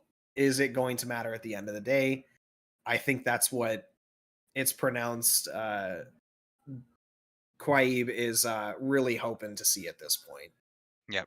River Otter was often caught overextending without his team last game, or the nobody was really coordinated for when he was going for vision. So the positioning of Tom Kench, whether or not it's Capri or River Otter, will Mhm. be make or break in this situation. Absolutely. And we do see calling out both Darius and Yorick bans, so I guess the opportunity to see them in game at this point is completely axed. A Samira ban. I mean, let's look over it. It's pronounced Ibquai. I mean, they ban Zaya, they ban Jinx, they ban Varus, they ban Samira. At this point, half the ADC champ pool's gone. What's the best case scenario for an ADC? You know, Either solution's really risky. You are really showing an ego there because Vi stops you from following up. I would say either Twitch because you already have enough dive that you want that extra long range to make it Mhm. hard for the enemy team to get past the people that are diving them, or Sivir to really facilitate your team just running them down. But like we said earlier, and in the interview, Boomer does not like that champion. So Absolutely. Not something we'll see, unfortunately. Maybe when hell freezes over, we will get a boomer on Sivir game. Unfortunately, not happening at the moment. But Volibear coming out for why are there 4 bots? And at this point, what are you expecting to see round this comp out? that one, I was not expecting the Diana. I was kind of thinking they would do a counter dive, honestly. Volibear can hang back and prevent something like Mbessa or J4 from really mollywopping their team. Hmm. And Tom Kench is able to protect the Senna, but Diana is a little bit aggressive. Absolutely. And I mean, just calling out here the Lucian Tarek combo, something that almost guarantees a stun and half of your health disappearing level 2. And let me tell you, Boomer and Fox have been playing Lucian Tarek for probably a decade at this point. And not only is there a lot of mechanical experience between them, there is a lot of brain synapses that are permanently fused together from the amount of hours playing that comp. So we'll see if some of the mechanics are just cooked into those tendons of theirs and their fingers. Going into game two, comps coming out. What's your takeaway? What are you thinking here? Who's looking good? Who's looking bad? The cohesion for It's Pronounced Quaib, they are laser focused on what they want to do. They have somebody who's a really hard dive, and Tark's gonna ult that person. It's just Senna able to shut down vision to prevent follow-ups. Tom Kench can just eat somebody up. And Volibear can lock somebody down, but the Why Are There For bot, Diana and Vi are the odd picks out, with the Vi top lane coming in because of the Fearless draft. That one is brand new. I love it personally. I've always enjoyed it, but it's not something that I consistently play. So I really want to see if Capri can excel at that. Absolutely. And maybe an homage to Boss FFS. I've seen that in a lot of their videos as a certified boss enjoyer. Now, Vi being topside, do you see a more lethality focus? Do you see Bruiser? What is your prediction for how Capri is going to build this Vi here? Um, this team really likes extended fights, so I'd prefer to see a bruiser oriented build. I'm not sure if it's Sundered Sky, I think is its name, or Trinity Force would be better, but I definitely want to see a either a Death Stance or a Sterix Gauge on that champion. That way she has that extra sticking power to CC something like Ambessa and try and give her team the opportunity to deal enough damage before she can run away. Absolutely. And speaking of Ambessa, the Vi Ambessa matchup, I mean, not one that you can really look to a lot of performances and make an opinion on, but based on your game knowledge, how do you see that panning out? The shields, if they're used well by Vi, can really shut down Ambessa's like very poke heavy playstyle. You just have to be near a minion to be able to get the shields up. And it's really gonna depend on how aggressive Poggle plays the game. Because if he's able to zone Vi from the minions, then he can use that Q range as well as that Q2 to keep her off of wave. Absolutely. And another thing here too that wasn't called out much, the Volibear Galio in mid. Yeah.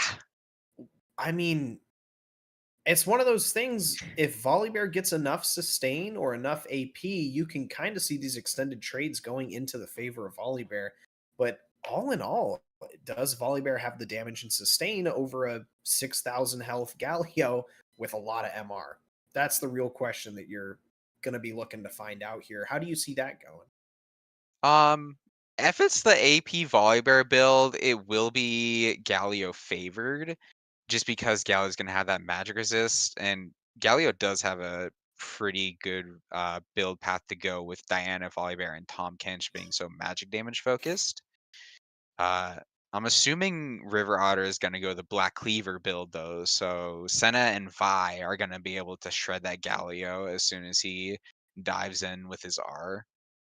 But if it's an AD Volibear, that's where the matchup will probably become more Volibear favored, just because that sustained auto attack damage and the potential healing from the AD items can really shine.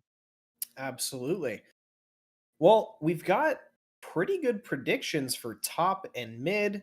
Um, Other lanes, I mean, Senna, Tom Kench are going to make it very difficult for Lucian Tarek to even really get auto attacks off. Yeah. I mean, that's just more of a can you get into the minion wave when Senna or Tom Kench is going for that support item stack? Is it even worth it?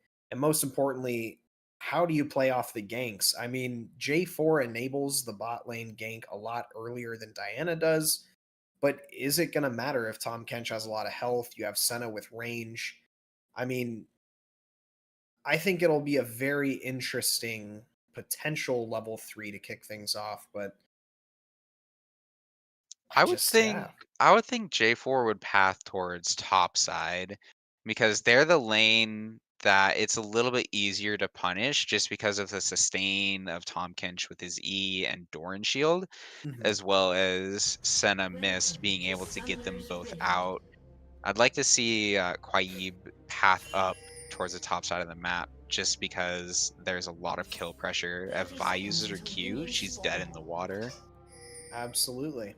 This And aggression in the early game is a lot different than the last. Those two are almost almost in hugging range. almost a bit of an aura check coming off between those people. No one brave enough to auto, but getting started with some typical 5-point seems like maybe Bormelian with a nice aggressive ward there.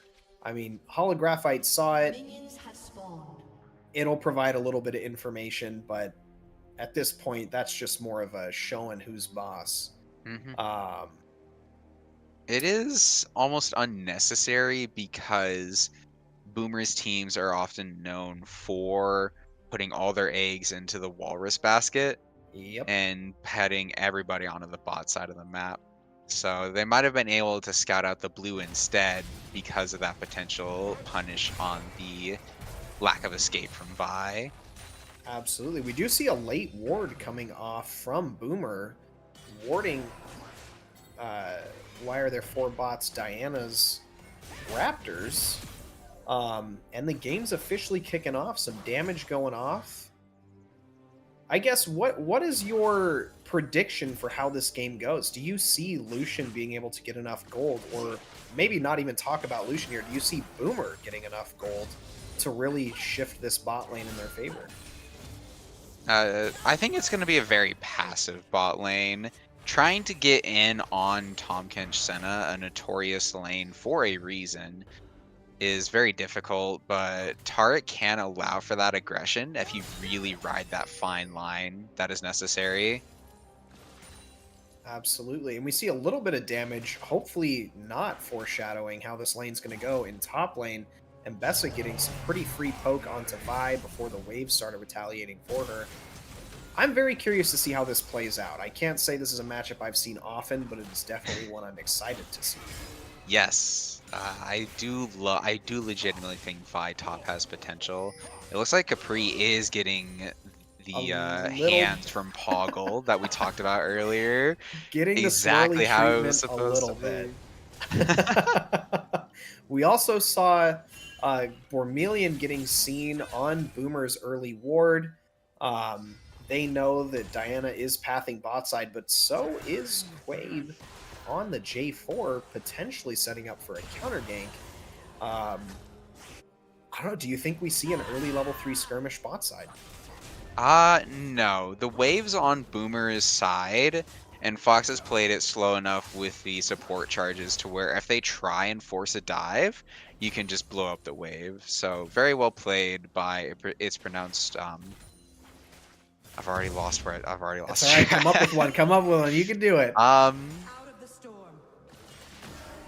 Seabass. Seabass. Pronounced Seabass. So they play this lane as passive as they could really get away with, and it's worked out fairly well for them. Just a small disadvantage in CS, but they have no potential to beat those. Absolutely. We see Volibear taking a hit. One thing that I want to point out, Vi is getting low. We see J4 pushing for a potential dive through the top lane try. Nothing coming of it at the moment. Thankfully, Bormelian was able to scout Seabass in the jungle there, shut it down before it could come to fruition there. But that does lead to what I was expecting to see in that Mbessa Vi matchup where, you know... Another fight breaking out on bot. River Otter getting away with a flash. Tahm Kench is able to stick in there. Very good movement by Boomer. And the turn is going to come out in their favor. In favor of Boomer and Fox. Is that going to be enough to save River Otter? Absolutely not. No. Will Fox claim the kill that's rightfully his? Not at all. Gotta make up for last game. Could have been the Aura Master himself and started 2-0 on Taric, but we're not going to see that today.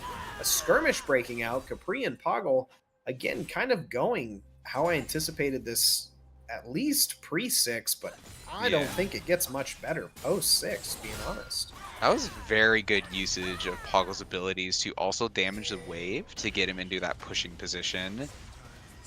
And Absolutely. the E sustain from Tom Kench is going to prevent this. He's going The in. E going in to prevent Fox stopping Tom Kench's tongue from getting to that Yep. Lucian. No The snack wave for you. arriving. Dual Stops teleport all from up. both mid laners. Why are there 4 man. bot? We got to That ask this TP question. sucked. Coming out from Holographite, but it's okay. Gonna be able to get out a little bit. Yeah. Tarek potentially stopping Oh. a gank. They are going heavy for Boomer. Potential dive. I guess that's why there's 4 bot. They had the ability to get the pressure, but Queeb capitalizing with the grubs right now. And there is 4 bot. And you know what? After game 1 and game 2, I'm starting to think their name is more of a threat than anything else. Yep. I was wondering how many times we'll be able to ask why there are 4 bot in these next couple of games. We've gotten 1 so far. We've gotten 1. Now, we almost saw a kill going off shockingly to Capri, and unfortunately, I think that's going to go to Poggle. What a great use of summoner spells and a great use of that ultimate to secure that first top lane kill in favor of Mbessa. And that almost went to Vi, shockingly. Yeah, Before one thing Poggle's you able can to turn it do on. against some of the better players, you almost can guarantee that they are going to back as soon as possible. So you can do predictions like what Poggle did and try and punish them for taking a quick back. Almost saw a skirmish going out. Thankfully, Boomer and Tarek able to escape the depths that Tom Kench was about to bestow upon them. I mean, do we see Bormelian sticking around long enough to get a kill here? I hope not. I don't see that there's a reason to dive them. The clock We is still got ticking on barrier. Tarek ult, so we might see something come out. Double knockup. Potential ult. Oh my gosh, Follow moving Diana. in. Diana getting blown up. Holographite with the secure ult. Tarek and Lucian pushing forward. Yeah. I mean, There wasn't really a reason to play that aggressive because Not there's at still all. a barrier. another kill going out to Boomer. Potential third going to Boomer. Holographites finally getting the kill that they deserve for their performance. Almost Yep. saw another kill going out top with the J4 ult. But fortunately, Seabass is leaving with nothing more than an ult cooldown to his name, going back into the jungle. Really good performance on Capri here. I mean, with Vi's very outdated and limited kit against a 2024 champion, Yep. I mean, you can't really complain too much. It is that lethality Vi, so we'll see how this works out late game. Very nice combo from And that Bormelian. ult from Bormelian not being used bot side, but instead saved to use against the Ambessa, turning the tides into this Vi. Based on the damage I've seen come out of this Vi and the lethality build, I'm honestly not anticipating Ambessa being able to walk all over this Vi as I initially thought. Yep. There was a great punish from Quaib there, punishing a Masters tier player, preventing the recall. So good delay. That might allow him to get Scuttle spawning on bot side of the map. This is a Very much really so. good roam from Tarek. Very, very much so. Barrier still being on Lucian is what is primarily allowing this roam. Because it's hard for Absolutely. the Senna and Tompkins to kill there. It's hard for them to kill, and at this point what we're seeing is Boomer was able to get that 3-0 already starting minute 8 with Essence Reaver. I mean, you can basically leave Lucian alone for the rest of this game, and Senna Tom Kench is going to have a real hard time doing anything to getting the wave. And so this opens up Tarek being able to do those early roams and not sacrifice anything for it. And I would be very confident in saying we're going to see a similar roam coming up, hopefully for these grubs, to really show off how well and how ahead Boomer is with that Essence Reaver. Part of the Senna Tompkins game plan is just passively farming, which is kind of why I've been wanting to ask, why are there 4 bot? Why are there 4 bot? Y'all should just be farming up for this game and letting your scaling champion scale instead of trying to force the aggression. Boomer thrives off of aggression, but if you're able to play that passive game plan, it really puts him on edge. Absolutely. Absolutely. And to your point, I mean, with a farming lane, it would almost be conducive. I'm surprised Fox is sticking around so much at this point. With how well a successful gank went in Rome, doesn't even make sense for Fox to be down there. Or are they sacrificing a lot of attention that Bormelian's capitalizing on for these grubs here? Yep. There's a potential gank angle coming out here. Volibear ult is on deck. There is an engagement happening bot under turret. Another kill going out to Lucian. Will we see a 5th kill going to Boomer? Unfortunately, I think so. Unless Fox gets another kill. Or good old Seabass claiming what's theirs. Volibear ult going out onto the Poggle Holographite. Galio in a tough position, getting sacrificed to the blue team gods.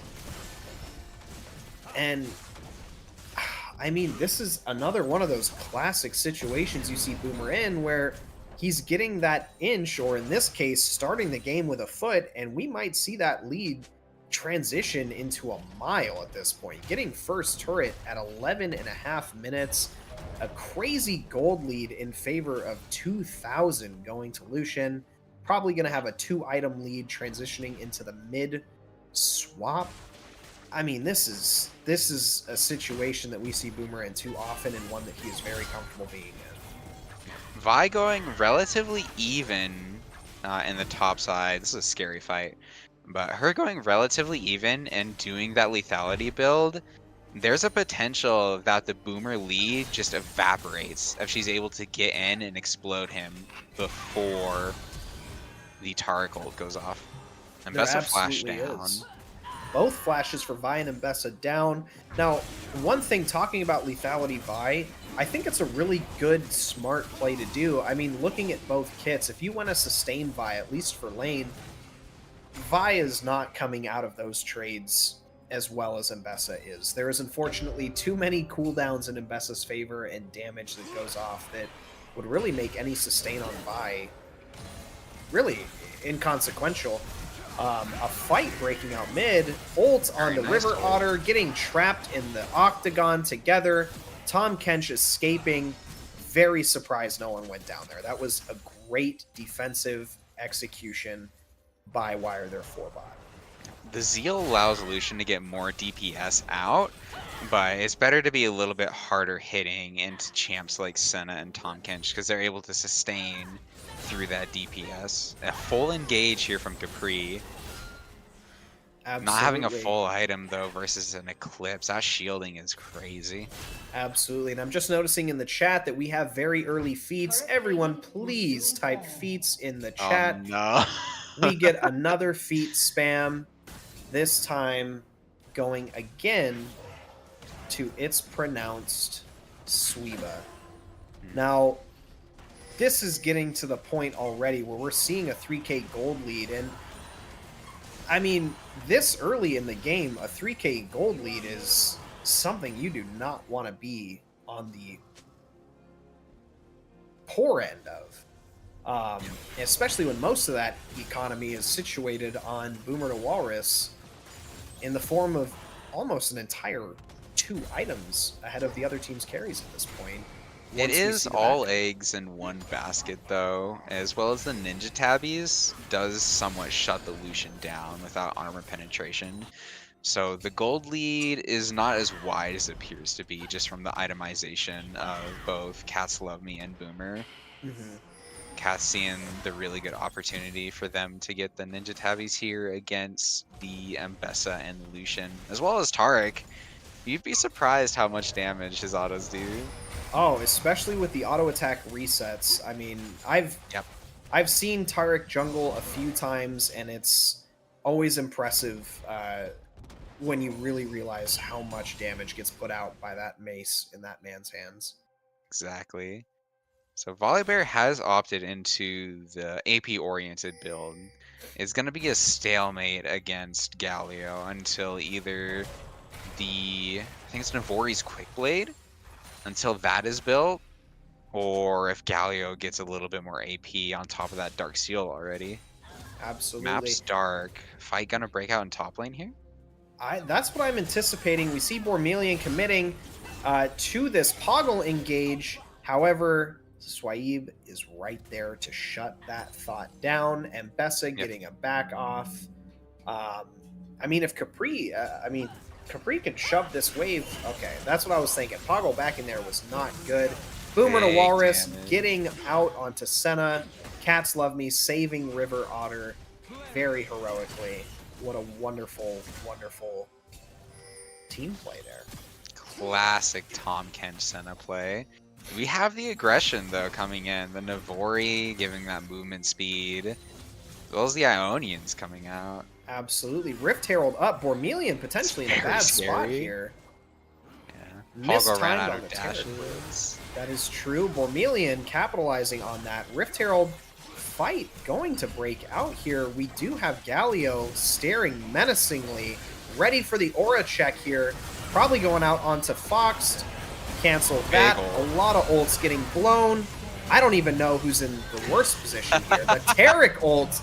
We need to talk about that Taric ult, because my goodness, did that save the whole team and turn that fight and secure an ace for the red team there. Listen, I don't like complimenting Fox for a number of reasons over the years, but I gotta give him that. What an incredible Taric ult. That's gonna go to his head for sure. Trying to match the dive comp that has a Taric with only a partial dive comp is never going to work out in your favor. You really have to wait for Senna and Tom Kench to come online to be able to look for plays like that. Vi and Diana, great for picks, but trying to fight over these objectives is really going to bite Wire their 4 bot. Absolutely. And I mean, when you say a play like that, it's just a testament to how much, you know, it's pronounced. Oh, what's another good one? Solar Flare. We'll go with that one. It's a true testament to how often they play together and how comfortable they are. I mean, when you have people that have been playing for such a long time together on characters that they're comfortable with, you devolve into shot calling and more into trust and knowing that people are going to do what they need to do when they have to do it. And that was completely evident with Galio and Taric saving their entire team with the usage of their abilities when they used them. These players being in the invitational for last split, they really put in a lot of work back then. So I'm absolutely certain they put in that work for this night, because there are 3 Masters players on Wire Their 4 Bots team, and Bormelian, River Otter, and Cats Love Me. You really have to bring your A game, and it's pronounced Queeb is really doing that well. Absolutely. Now, we do see Boomer picking up a last hit on that mid tier 2. We see Mbessa capturing the top tier 1, and blue side picking up Drake. A lot of movement around the map. We also do see the gold lead extending itself to almost 7,000 in favor of It's Pronounced Quaibi. I mean, this is just a very dangerous position. I will say, in instances where Tom Kench and Senna have been laning into that Lucian Taric, they have been stalling and playing about as well as you can in a position like this. And everyone else is kind of just responding to the situations that they're in. We just hit 70 stacks on Senna, so we're getting to some good breakpoints now. We are getting there. Now, if you're on Wire Their 4 Bots, you know, team right now, what is your game plan? What are you calming? What are you hoping to see start turning the favor? I really want to punish Poggle's aggression, even though he does have a very defensive build, and it looks like a Sterix gauge coming in next. Trying to put some resources into taking Poggle down would be a good idea through Diana and Vi. Absolutely. We do see Holographite defending that bot tier 1 from Van Puff. Van Puff getting chased. Quaib going with the ult into the Taric stun, catching the Volibear after the ults. Forcing tons of resources. A lot of cooldowns. Yeah, Volibear won't be threat of any kind in this Otacon fight. So they almost certainly have this objective right now, just because of how much is forced.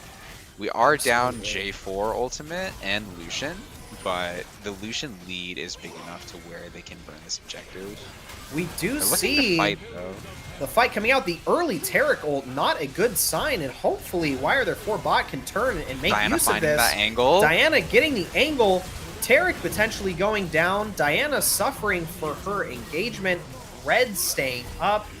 Yeah. And, I mean, what an insane counterplay. There What just wasn't an enough absolutely damage insane from the counterplay. Volibear. Yeah.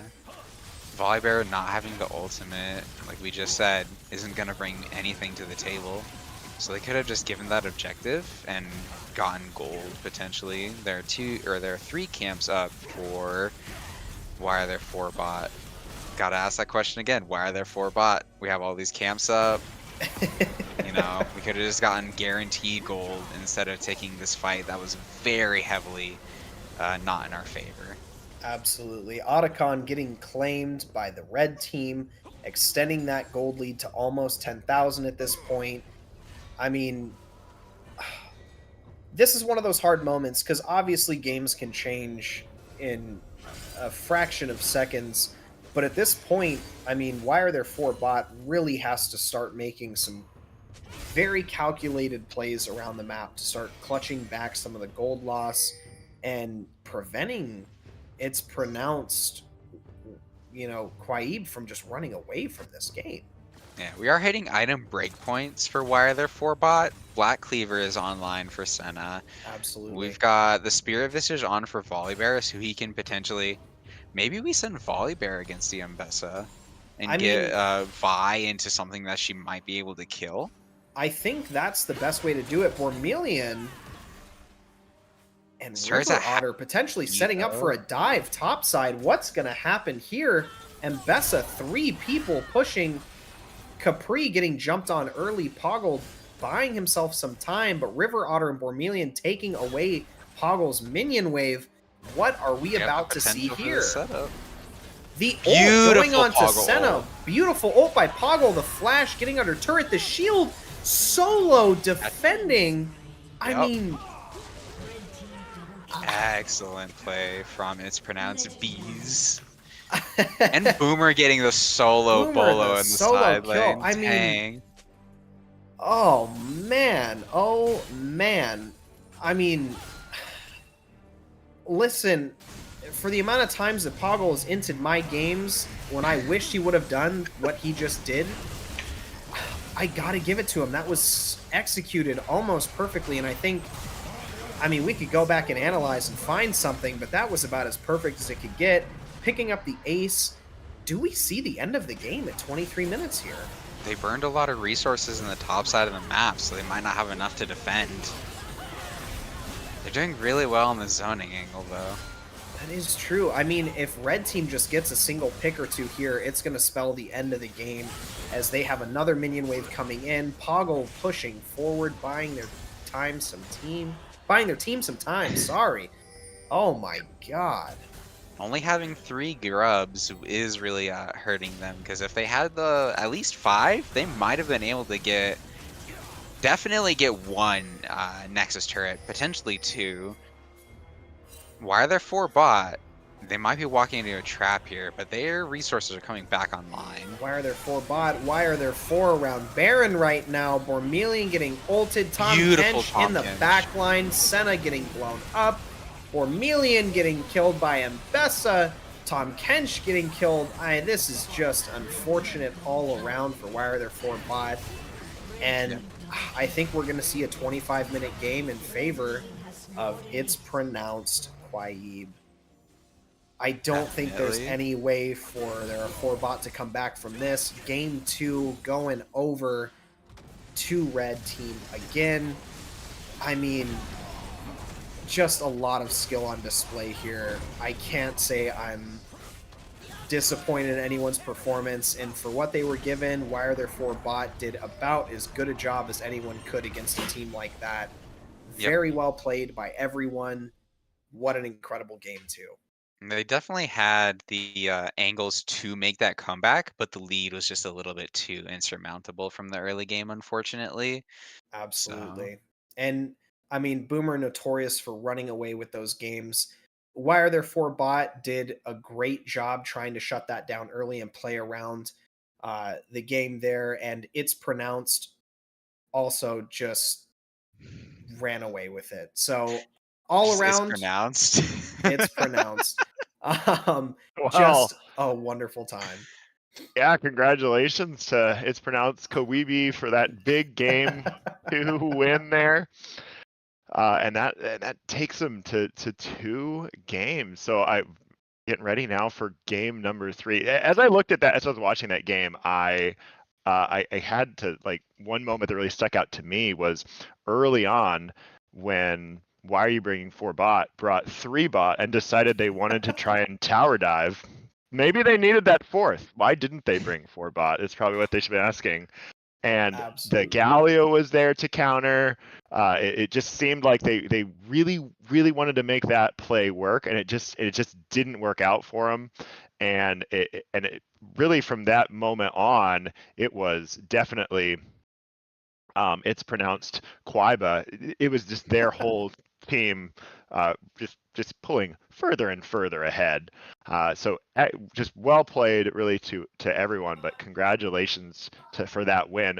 As we bring in a player, who would you all like to interview? For me, it's a toss up between if we're going off of It's Pronounced Quaib's team. Um, both Fox and Poggle had moments in that game that really turned the tides. And I mean, the counter dive from Anbessa 1v3 until the team came, and then Tarek getting a clutch ult that really started that snowball for them. I'm in favor for either. I would love to hear Ginger's opinion. Holograph, I actually had some excellently timed Galley ults that game. It might have been a snooze fest against a Volibear because you're just clearing waves against that champion. He doesn't have enough pressure on you. But when Holographite needed to show up, he showed up extremely well this game. So I wanted to Oof. see whether or not that was all pre-planned or all reaction. Man, oh man, 3 people in contention. Sam, do you have anyone? Were you watching game 2? What's your take here? I was watching game 2. I just spun the wheel and it landed on Fox. Fox, we're going to bring in for an All interview. right. Fox, hello. Welcome Oh. to the broadcast. You here? Hello, I am. How are Fox, y'all how are doing? you? We're doing great. I mean, we're watching some wonderful League of Legends, but we want to Yeah. know how are you feeling after game 2? I'm feeling amazing. I'm so glad we decided to wait to lock in the Tarek. It just looks so perfect, that game. It absolutely did. And I was saying before the game, Fox, you and Boomer have been playing Lucian Tarek for probably a decade at this point. How Yeah. much of that game felt like muscle memory over the last 10 years of playing along Boomer's side with that comp versus how much was reactionary in this game? I would say at this point, it really is just all muscle memory. He knows that when I have E up, like we're constantly talking. I'm like, when you have dash, and we'll comment and we'll just go in. And most times, people are just surprised to the amount of burst that combo can do. Not to mention the protection. It's really insane. Absolutely. The And changes they did to Lucian to make him function really well with engage supports, as well as enchanters, Targ fills both those roles. So it's a He very spot certainly on does. combo. Yeah, and whenever they locked in Vi and Diana and Volibear, I just knew Tark was the perfect champ. We almost went with Rel, but it just looked so perfect that game for Tark. Oh yeah. absolutely. And Fox, now, oh, go ahead, Sam. What's up? Fox, I wanted to ask how did you feel about the fearless draft mode? Like, did that change kind of your approach to this invitational? Yeah, it 100% did. And I think that it's very easy for us to just gravitate towards comfort picks. And I mean, Nautilus is just a perfect support champ that you can just play and something that we would look to do. But obviously, it was picked. So you have to adapt. And I love playing weird stuff in the bottom lane. And Tarek, you don't see as much as he used to. So I really like it. Yeah. Tom Kench, another one of your picks, has also been taken out due to fearless draft. So My top kid. we'll see how Yeah, deep you go. Yeah, I'm excited. I think this next game will be a treat for sure. We'll be playing some interesting things. All right, we Absolutely. can't wait to see it. Thank you so much, Fox. I'll let you return to your team and get ready for game number 3. Yeah, thank you. Have a Oh, Oh, I cut. I'm so Get him sorry. out of here. You're Time gone. is up. We played you off just like the Oscars. Okay, so as we go into game number, or as we go into this next game, number 3, I'm going to reintroduce Blaine. Welcome back, Blaine, to the broadcast. Hello, I've been whispering in your ear the entire time. Yeah, we were all well aware of it. It's hard not to. I was wondering what that nagging feeling was. You feel the slight breeze. okay. Blaine, were you watching game 2? Any comments? I absolutely was watching game 2. Yeah, the Galio ults were pretty huge. The Tarek ults that single-handedly won team fights. Really impressive, really good. And also, Tarek died the most with 3. Got to call the man's out like that. Dang. And you mentioned the Tarek Ultimate, and that first one, I think listening to both Ginger Oxide and Chime Gatherer just kind of be in awe of the 5-man Tarek Ultimate that first time it came out. It's like, oh yeah, that's what that champion can do in the right hands and the right composition. It was almost a clean ace in large part for that. Absolutely. And with Tarek ult, I mean, 90% of it is just getting the timing right. Because if you ult early, and we almost saw the effect of that in that last team fight, you can get collapsed on after, and the team knows you don't have that safeguard. But in that one up near Baron, I mean, you could not have gotten a more perfect Tarek ult. And I'm going to err on the side of luck, but I will give Fox the benefit of the doubt and say that was a lot of years of skill going into timing that one and really turning the tide for that. Is there anything that? Oh, go ahead. Bormillion did find a couple of really good Diana ultimates that game. It's a shame we won't be able to see it again. But with that excellent play, I want to see how that carries into game 3. Is there any like wishes or predictions for going into the next game? I want Boomer to suffer. I want Boomer to have a game where he is not 10-0 running it down the rift, and I want to see him pushed into the dirt.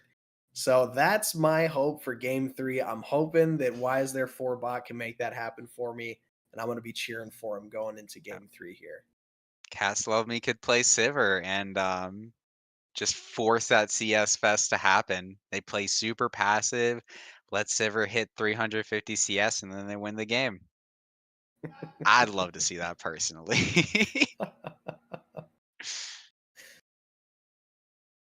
Has it been 3-0s for all the invitationals so far? Or has No. Pearl got 1-1, right?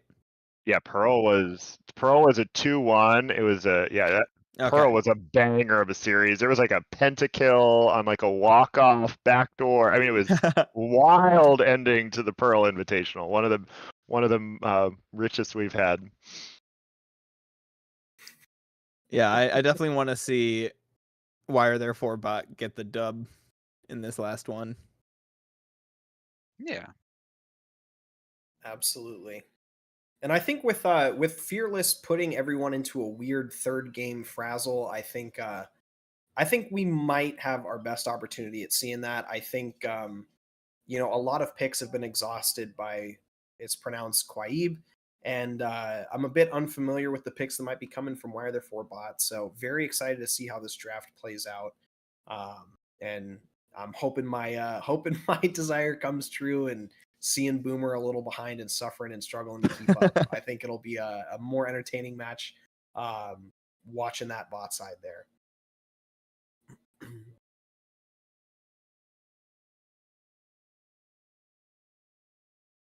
I want to know, why does everybody have a hard time with Sivir?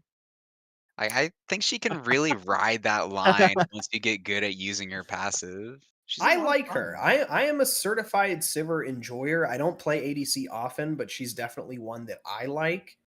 All right. You know, I don't have the opportunity to play her that many times. But I think she's great. I think in the right hand, she's got a lot of skill expression, surprisingly, with such a simple old kit.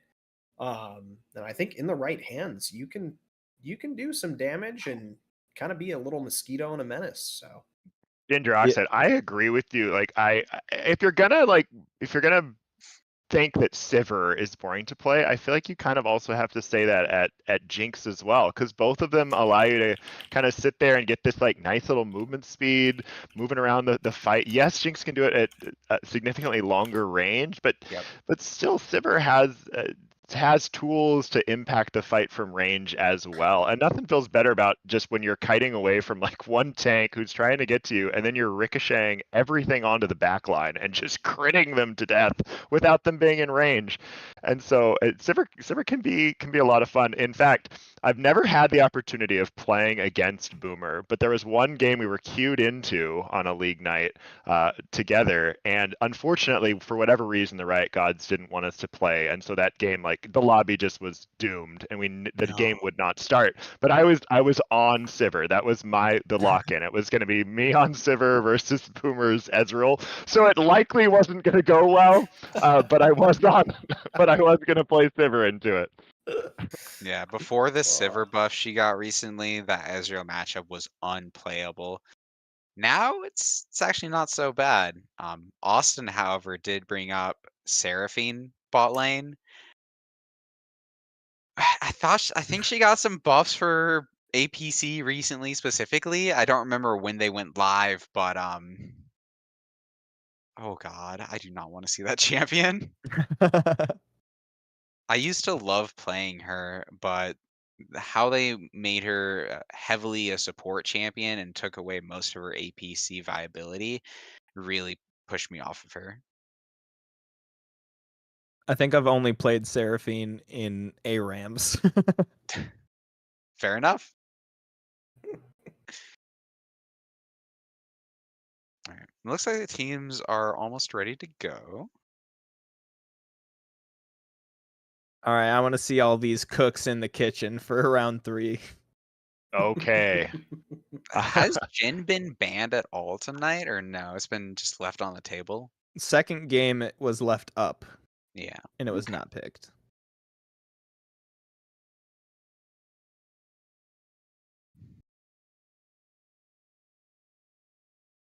Yeah, so it looks like they'll be getting started momentarily. So hopefully we'll get going. I will bid you guys good luck into the next game as I step out. And also, so unfortunate, we have to say goodbye to Chime Gatherer. Thank you so much for joining the broadcast. Anything you want to say before you head out?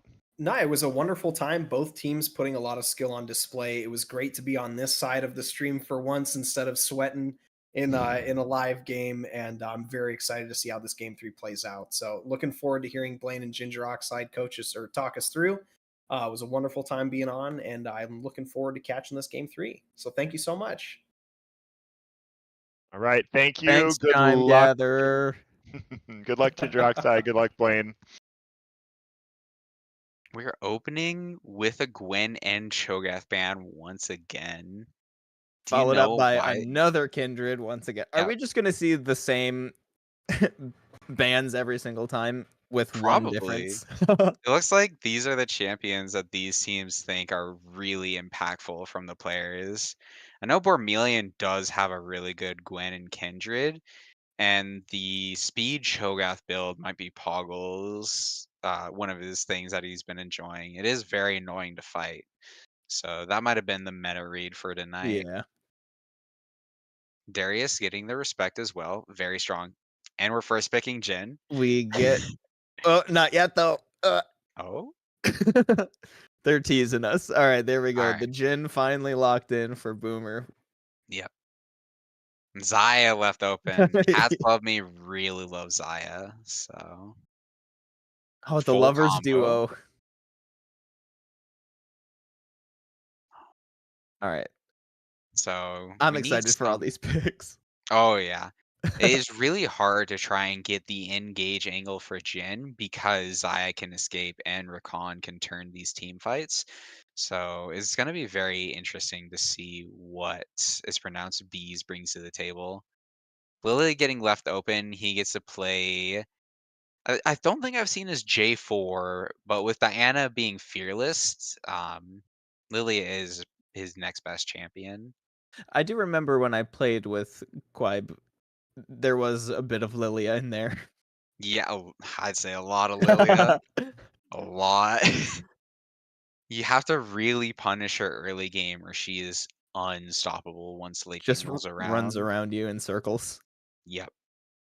That mobility is you really got to bring a point and click CC and Maokai being used in the first game, Lilia has just another opportunity to dance around your team.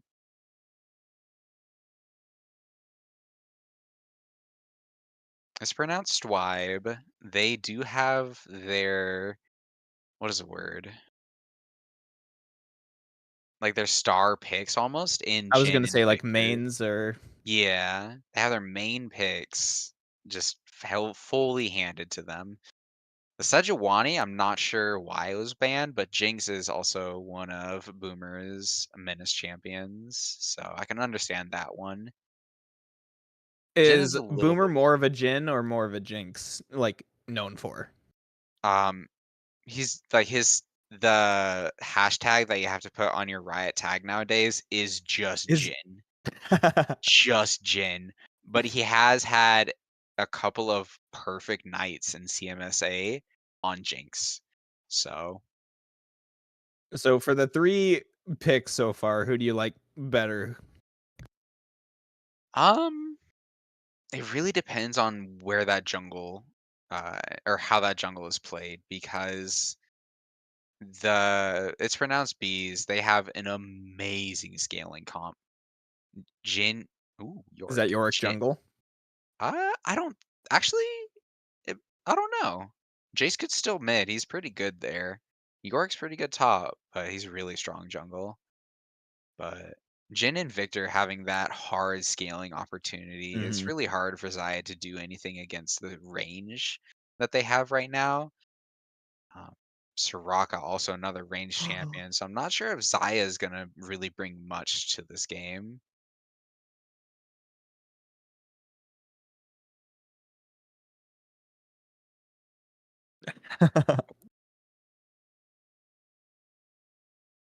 Raka top, the classic.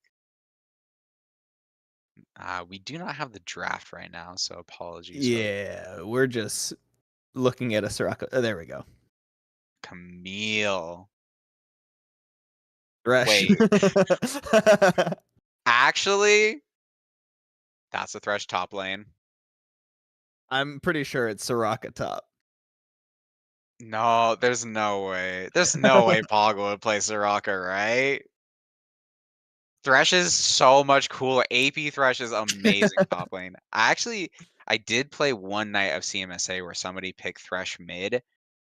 Absolutely nuked everybody. It was insane. We'll see how late the swap goes. They could just be baiting us, but I don't think so. I don't know if there's enough wave clear for Soraka to deal with Yorick, but maybe. This Evelyn, uh, I haven't played against good Evelyns recently because of the nerfs that she received a while back. A lot of those players kind of just stopped playing her, but she has a lot of potential to be aggressive in the early game. We might be Against able to shut Lilia, down. though. Yeah, we can How good is that definitely gonna shut her be? down. If Lily used her abilities, like I guess it is kind of hard because you have to catch her out after using abilities, but she also still has that movement speed to get away from the Mhm. charm. So the only CC for why they're 4-bot is Evelyn and Rakan with a little bit of Jace and Zaya, but those are situational. So I mean, they could this is get gonna trapped get in the cage. yes. Your cage.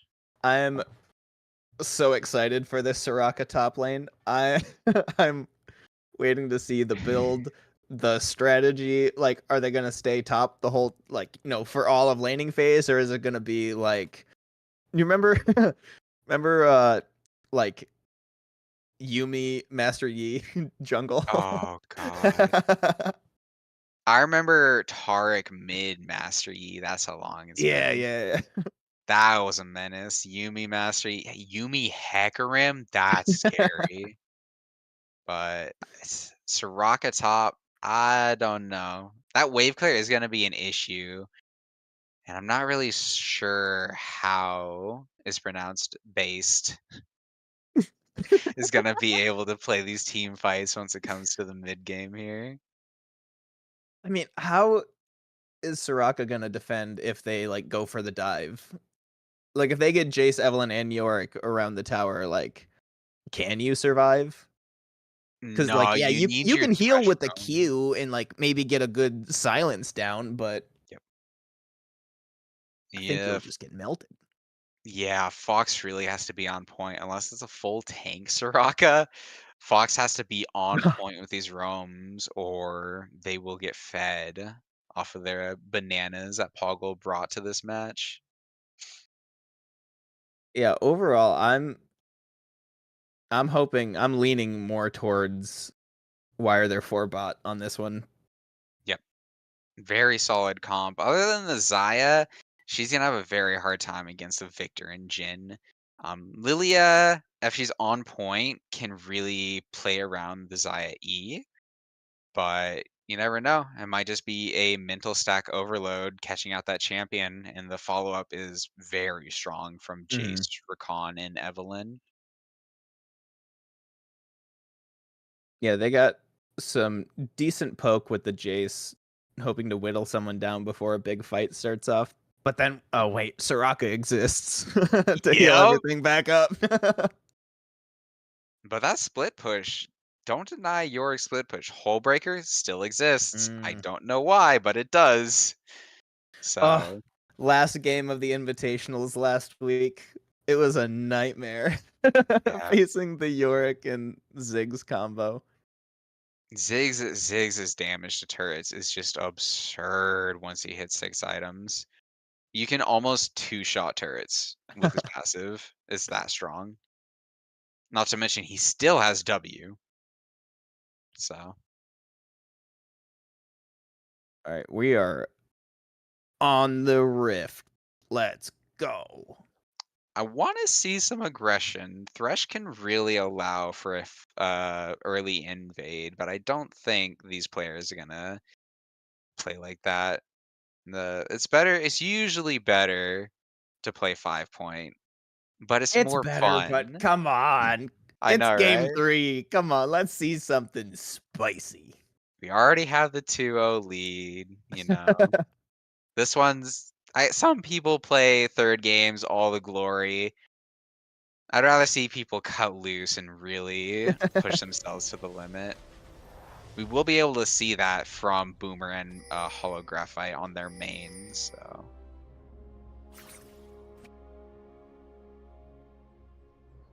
Just a banana in a bush. yeah, and the standard 5-point. The Evelynn starting at the red entrance is a little bit off-putting, but They got a spin. who's got the better spin? The one with the long cape or the short cape? Or 2 capes. 2 capes and versus a cape and a stick. We are getting all eggs going in to Boomer's basket this game once again. Even though there is a Soraka top, famous for not having escape tools, unless there's a level 3 gank, we're just padding towards bot. Oh, also, grasp. True, this is full tank Soraka. Yeah, that is going to be so healthy in the late game. She might even be able to second item the Warmogs with how many grasp procs. Didn't Warmogs get changed to, like, you need more HP now? Yep, but that's why the grasp is there to Oh, right. reduce the amount that you need. Fan Puff just eating this poke from Holographite. Very good usage of that. Soraka with the out heal. minion advantage. Yeah, minion advantage, push advantage. Very good poke coming out Yep. from bot lane here. Good trade. Pre getting the rundown, Uh-oh. rightfully There so. we go. And heal a lot of it back. Yep. Very nice dodge by Poggle on that E. And we catch the Q. Fox is a really That good was bench so player, close. so, yeah. Ooh. Good flash out.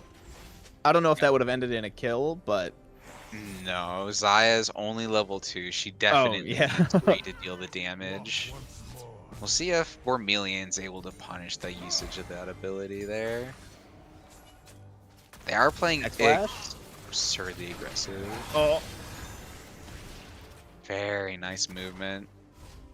Walking a straight line works sometimes. If you're playing against good players, they're gonna think that you're gonna sidestep it, but you can second mind gain them by walking in a straight line. Just stop moving. That too. Oh, That that delay okay, is that's sad. That's huge. toxic. Holographite is here to feast in this game 3. Nice sidestep. Side steps. Huge advantage for Soraka in the top lane. Down a Sometimes couple I of try to minions. I try to Yeah. sidestep too much, and I just like go back and forth in one spot.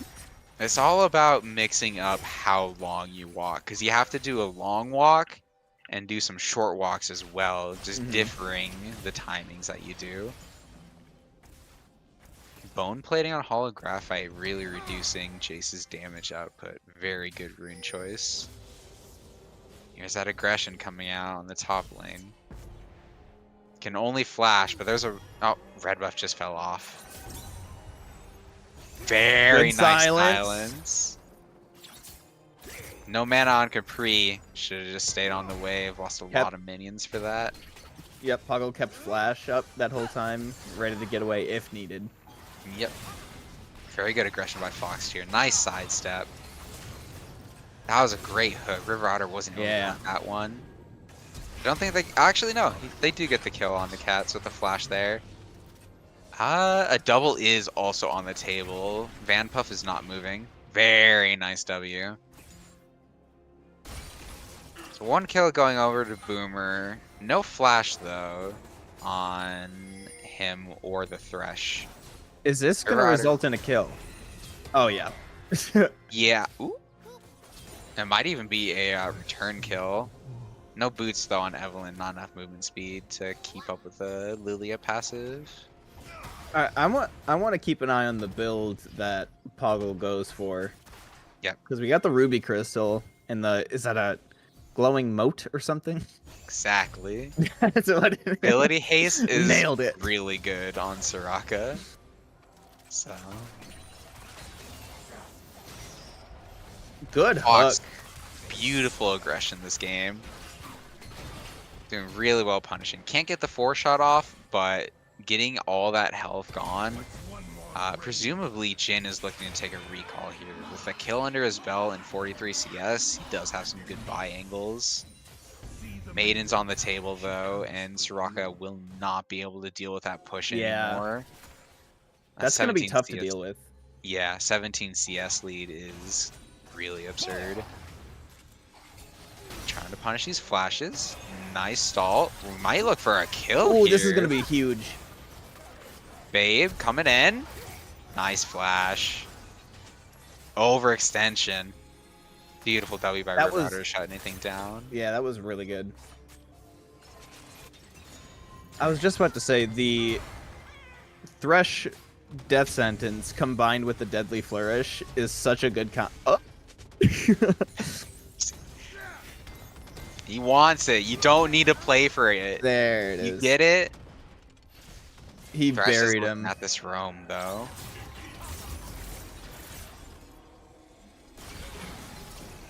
Graphite able to escape with a good usage of the W, preventing any further movement from the con there. Thresh didn't decide to go all the way onto this top, looking for the kill with the Ignite, which would have been pretty high. It might be a full support Soraka. There's a Fairy Charm in the items there. So what's the first item that they're going? I don't know the like Either build do I. paths for. I've never seen the Soraka top. I mean, like, you could go Moonstone Renewer. You're not going I to was get gonna much say, is that value it? in lane. But Well, that if they're might going be it. full like support build, I don't know how long they're planning on being in lane at that point.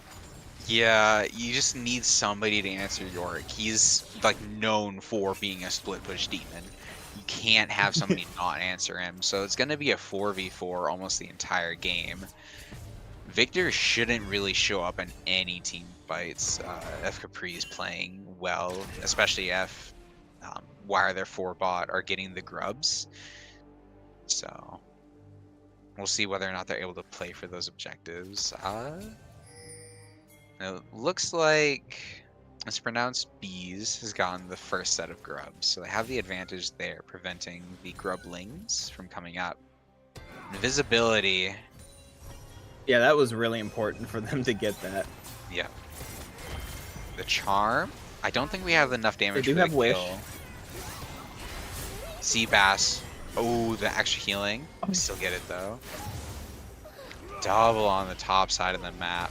Very nice. All right. Holographite's here with the Oh. teleport? I did not see that.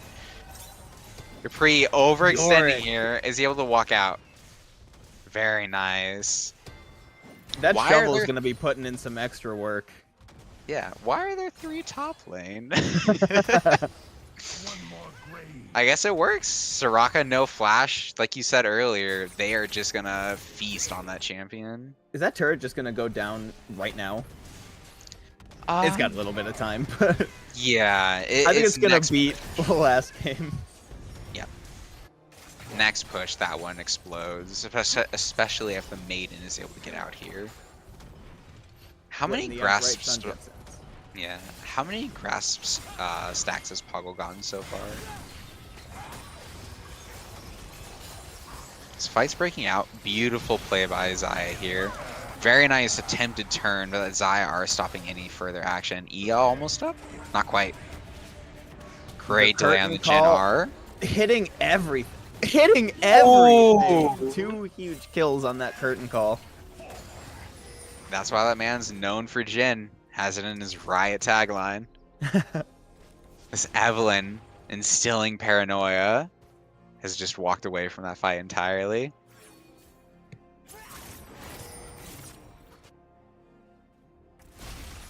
That's very well played by both sides on that bot. It's just Boomer really delaying that ultimate until the very end there and picking up those kills too. Did Cats Love Me R right when they got hit with death sentence? I think so. Like there is a window where you can activate abilities when you get hooked, which is why Tristana and Ezreal Yeah. are yeah. absolute menaces against like Blitz and Thresh. I didn't know you could do that with Zaya R, so that's pretty neat. Yeah. Ooh. There's a CS lead from Boomer against Cats Love Me, but there's also a CS lead for Capri against Poggle. Van Puff is decent behind, 20 down. So the onus really is on Wire their 4 bot to really find a way back into this game. They do have the tempo to prevent this dragon play from happening. We wasted a bit of time on the scuttle. Fox flashing on to Zaya there. We weren't able to get the Lilia to sleep the Zaya. Maybe? There it is. Very nice flash. That is gonna translate into a double kill with the auto following her con W. Beautifully played by Thresh, as well as a great delay by Bees there. This ultimate Is is, it- oh, okay. such an ego ult. Oh man. Max They're rank. still hunting him! Fox cleaning up a kill that he wasn't able to get last game. That is the power of the mate Black Cleaver Yeah, Rush. I love that. Are Yeah, you those- are you familiar with like armor per level and how it is in the game right now, or no? Not particularly. So I'm a little Ruby boy. I mean, it's worth looking into. So the Bloody Roses, which is likely that we see, I think it's Ravenous Otacon this game. Ravenous Otacon spawns additional roses, and getting that Yeah. experience will also increase your armor because of all of the durability buffs. The armor per level was bumped through the roof. So armor penetration has a lot of value, being purchased a lot earlier than it's usually done. Most people get it in the 4th slot, but I think getting it in the Me too. 2nd slot sometimes, or even the 1st, can be really beneficial if the Bloody Roses are in play. Turret plating will fall soon.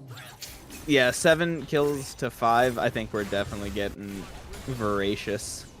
Yeah, there's a lot of damage that's happened in the game too, just with Soraka smacking on Capri this whole game, getting those grass procs. It is a Moonstone Renewal 2 for Soraka. And Victor is looking to try to answer the Yorick, just playing that range game, going for the wave clear. Blackfire Torch, allowing that to happen. I Fight think we've breaking gotten- out for the supports over Vision. Killing spree. I was gonna say, I think. Oh. Yep. There was a Soraka ult. I guess it was to try and stop the dive on top side of the map. Yorick and Evelyn are the main players of this game for sure. York's that's gonna be feats. thick. Yes. Those Swifty feats, it is absolutely demonic for a split pusher to have Swifties. Oh right, we got the feats. Everyone type feats and shit. Oh no! I do like how the LTA has ban on site for fee. And Captain Flowers still asks for everyone to type Yep. it. Captain Flowers is amazing. Boomer finding an amazing this- W on a Capri. I think this is He gonna is be a pin shutdown. screwed. This is gonna be for Boomer. I hope so. Never Nope. mind. It goes to Quaib.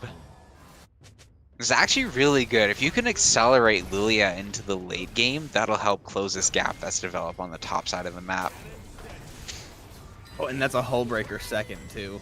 Yep. Potential kill onto Van Puff. No follow-up. Jin wasn't able to get the W. There it is. Deadly flourish. Silence. River offset. We're scared. Oh. Not able to block it. Beautiful catch too on the last one. No Lilia Q hitting River Otter ends the chase, but they should be able to capitalize with at least chunking this mid turret. How do you feel about the rift looking the way it does? It was a little bit rough at start. Like it was very red. I was fine with it personally, but there's a little bit more vibrancy now, especially with the turrets getting the plant overgrowth coming onto them. That's because of the Black Rose. Yeah. I just not a realized fan. it. I'm not a fan of like the look of the towers, but everything else is fine for me. Yeah, Otacon is very cool. That one definitely hit just right. It's very menacing and exactly how it needs to be. Holographite not going for that rose hurts me. I am the type I definitely- need to get every single one that I see. Do you ego roses whenever your opponents are just sitting there? And it still hasn't spawned yet, so you're just waiting. Was standing there. I'm sinking CS just to get this like 0.2 XP. That's what Topaz needs. That gusto right there. Alright, Rift Herald dropped in mid lane. This turret is gonna go down. York almost getting the catch onto Soraka. Fight breaking out onto Holographite. No more abilities. Gonna be able to turn it. This Probably hurts. win it. Oh. Yeah. There's not enough damage on the Eclipse. I don't know if it might have been a full lethality Jace or not with... What do you got? Opportunity. Opportunity Jace might have been the play. Because you can't take extended trades. You really need to be all in from the get-go. And like you can play around the passive with your poke. So aren't able to punish Capri's split push. Those Swifties and that Hullbreaker movement speed. I think upgrading the Swifties now would be the play instead of waiting till third item. They just really have no tools to catch you. I tend to wait on like upgrading my boots as pretty much as long as I can. Yep. Generally is good to do it after you get your third item, but like we see in this game, you're getting it now. He can just split push and walk away from any situation and engage. Yo, Soraka being a menace. Yep, River Otter getting a huge engage here. Teleport coming in. We're able to get out on Bormelian there through the ultimate. Van Puff trying to dive. Yorick looking for the angle. This overextension is going to play right into Gen ultimate though. Beautiful hook. Soraka keeping everyone so healthy in these trades and fights. Yep. It's not enough damage. Didn't Zaya even just use doesn't have Wish. the range. Yep. Zaya just doesn't have the range to deal the damage here. Catching out Seabass. He explodes. Good catch. Hook, line, and sinker there. This catch is punished with pressure on this mid turret though. 3 grabs is a lot, especially with Victor's damage output. Boomba's getting up there in AD too, going for the Infinity Edge second. Wow. One thing to note, Zaya, with being down so much gold, forced to go collect their first item just to be able to get something. That definitely feels bad if I'm a Zaya. That's sad. Yeah. Jin is also one of her tougher matchups, so. Poggle, gonna explode. Evelyn gonna do Evelyn things there. River Otter almost had the catch, very well spaced out by Holographite. Are they going to keep going on this? I hope not, that's an overextension. That's what it seems like is They're happening. going! What are we doing here? Are we trying to play for the blue buff here? Why are there 4 top? We gotta ask that question. Is this Good hook. A bait Beautiful setup for- engage.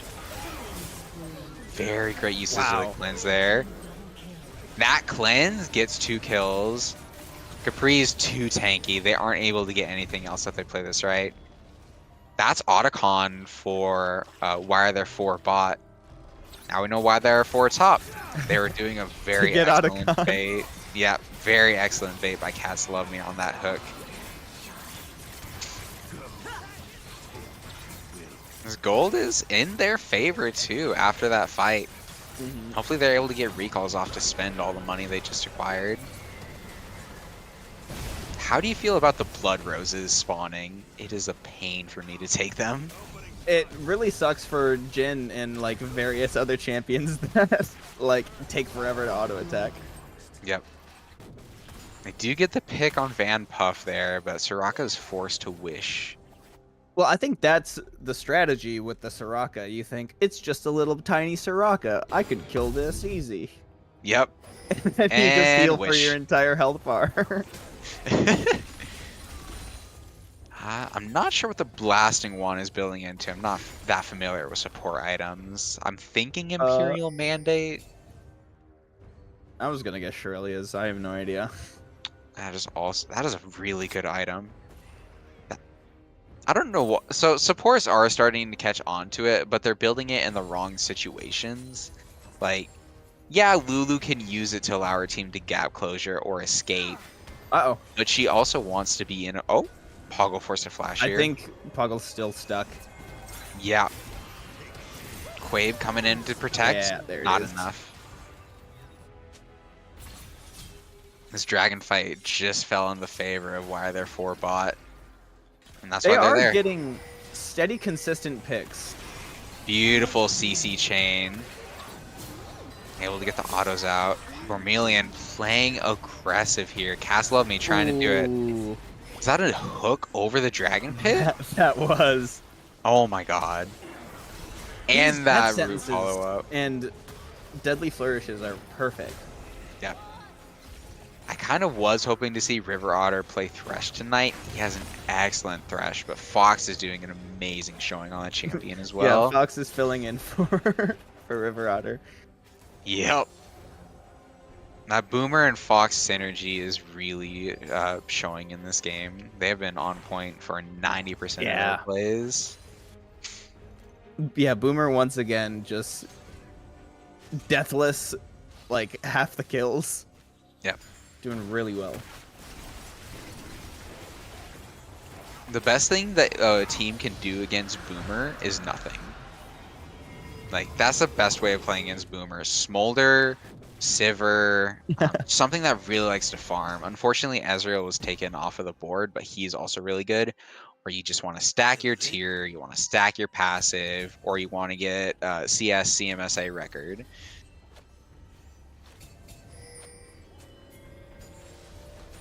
If you try and match, or if you try and put Boomer behind, you will almost always fail because the team is putting those resources to prevent those gigs from happening. So The gold is still pretty even. yep, it's just hard to know where it's all situated and how it's going to be utilized in this mid game here.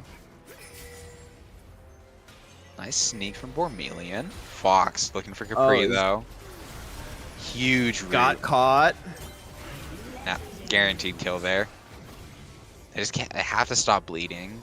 There's some gold on the bot side of the map. Van Puff's trying to catch out that first turret. Vermilion looking for the pick. Oh, the silence. Yeah. They had to have The practiced this, right? silence. I have to assume. I do know that the Soraka was practiced. I don't know if this entire team comp like put together was, but I know the Soraka was like practiced. I mean, it's. I don't know if Fox has a Sentence name. again. Beautiful. Yeah. Almost guaranteed killed. Exquisite chaining. They had Accurate to summoner have put, name. like. Her ability Yes. name. Excuse It's me. pronounced exquisite chaining. Oh man. But no, they had to have put like 10, 15 games in flex queue onto this comp for sure. I think our practice consisted of like 5 games total. No.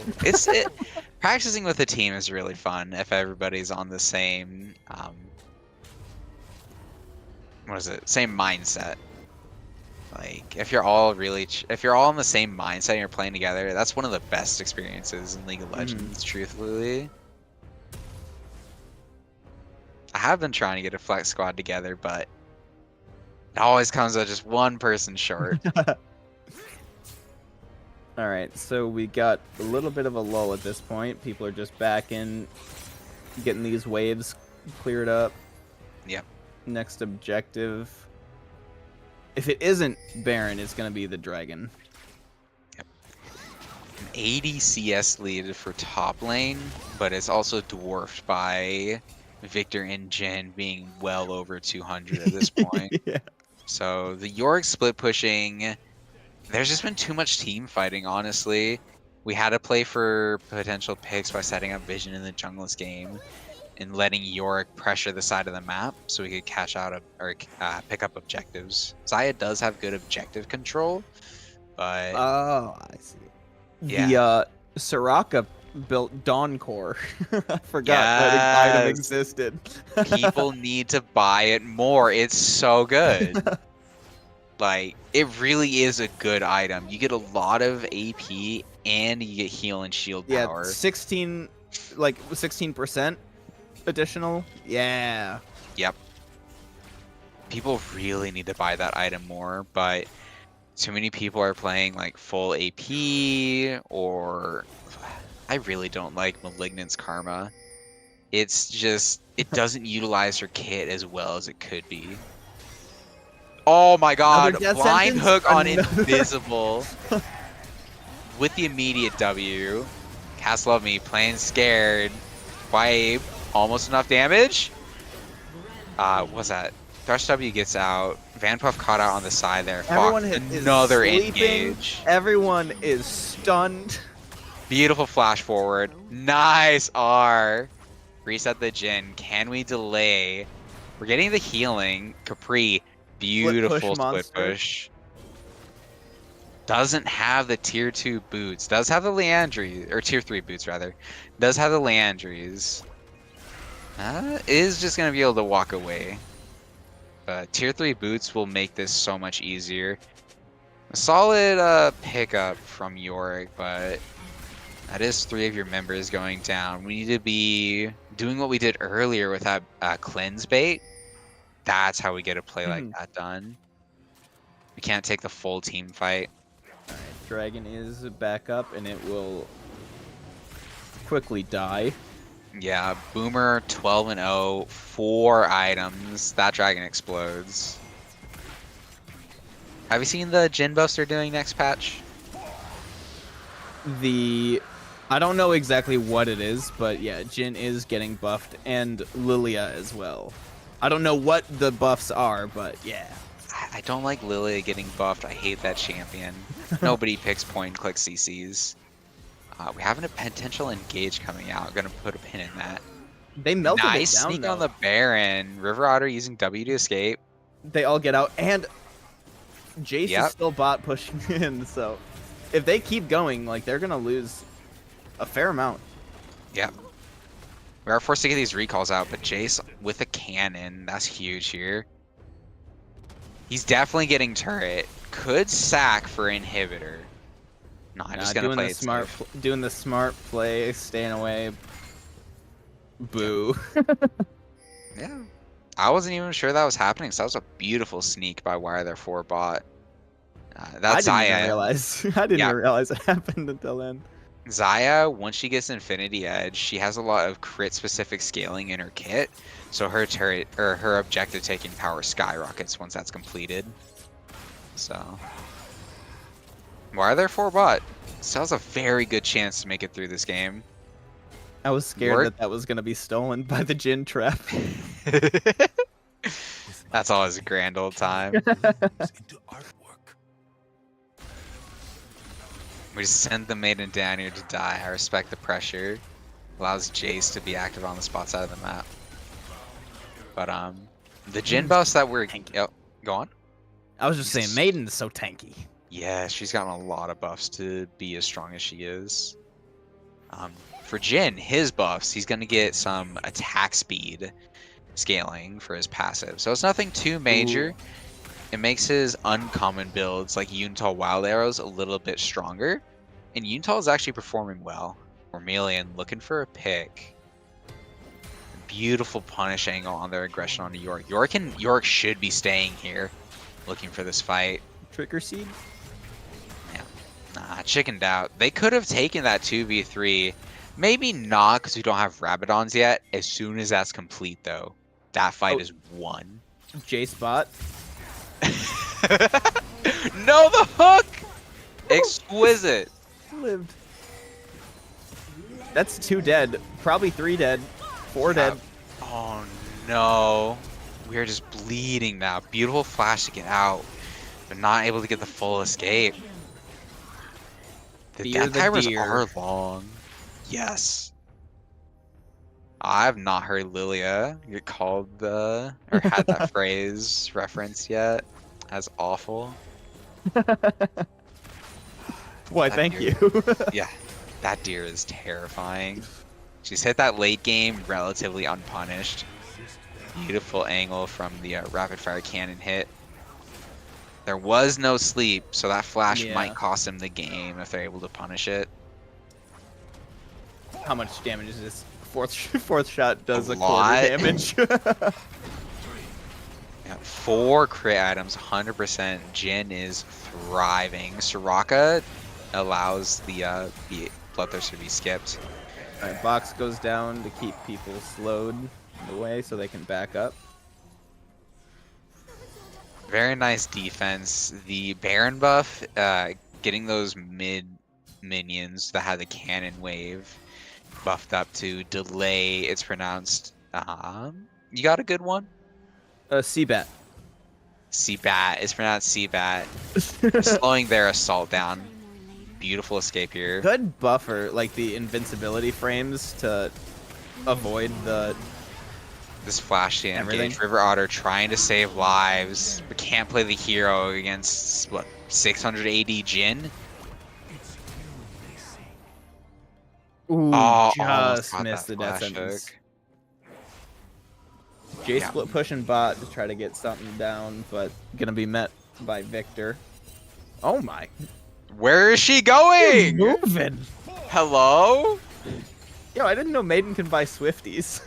I know, right? She did not want to be in there.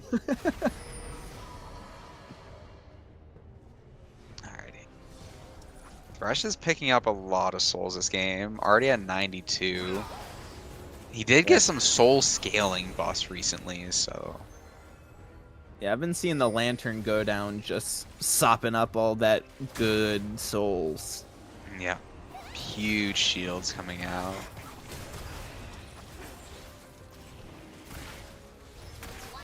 It is a shame that why their 4-bot are getting their game plan used against them.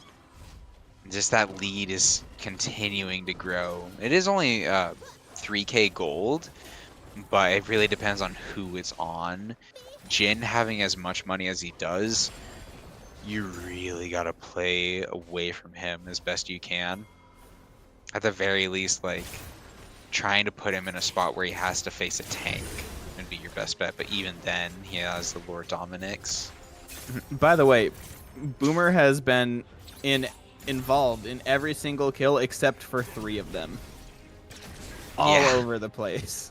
Making his mark on this rift. That Boomer basket is really strong this game. Holding at Boomer least stocks 3 at an dozen all-time eggs, high. though. Yep. He is loving the increased price of eggs right now. Vermilion playing around there being no turrets, no defensive pink wards either. Catching somebody answering these waves. Holographite. Overextension. Charm hits, doesn't realize. Oh, Nice, no. Zonia's into the R. Fox on the back line catching out Evelyn here. Capri not going to be able to walk out. Tier 3 boots, too little, too late. Do answer with top They're turret. Getting good split pushes off. Taking down objectives.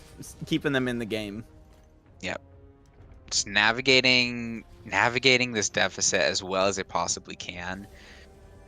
They are down all 3 inhibitor turrets, so if Why Are There 4-bot are able to win a fight, or just even go even, York could wreak havoc on their base, or on it's pronounced B's base.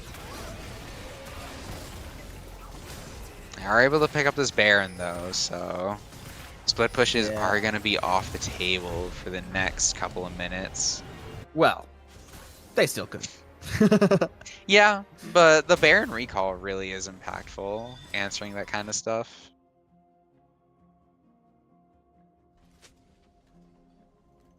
Are we suggesting a teleport backdoor play with both towers? You could really try. Like, York could get 2 inhibitors, which would really Could help get for all this 3. Elder Song. Absolutely. Depending on how quick everyone moves back. Yep. That Baron going to is pronounced based with the Soraka top lane is really going to prevent that play from succeeding. Just ripping the ultimate on a Van Puff. That was Oh my close. word. Are we gonna get the trigger seed? Another And the ultimate used. Now, this is a little bit too many resources used. Their base still is 3 mid. yeah, their base is getting demolished right now. Are they gonna go for the end? Is this gonna be a base race? Please? They can win the base race for sure. Yeah, they definitely win this base race. They have the Baron buff. They already took for the bot lane in him. base. Evelyn came in and just stole everything. Yeah. Rakan and Evelyn are going to be able to get their recalls off. So, Kwai That's all 3 is... inhibs down to 2. Yeah. Oh no, Cats Love Uh-oh. Me getting hunted down by a Swifty's Jhin. Beautiful trap. Oh no! Oh, I don't even know what That got was- him there. a perfect. Red buff? Boomer out here on the 4D chess. Yo, that instant timing with the. I've been saying the W this entire time. I'm losing it. Deadly Flourish? Deadly Flourish. Caught him up with a Deadly Flourish just as the trap went off. We're knocking on where their 4-bot space right now, and it is looking almost impossible. River is trying to find a way in. Van Puff can't deal enough damage here. This Death Ball is doing exactly what it needs to here. Those Baron minions are absurd. Man. Yeah. It's really hard It's pronounced if you... Cuba really took this game over. You got me with that one. Oh, man. Yeah, no. Like, if you give Boomer his Jhin and you try and shut him down, you're asking yourself for doom.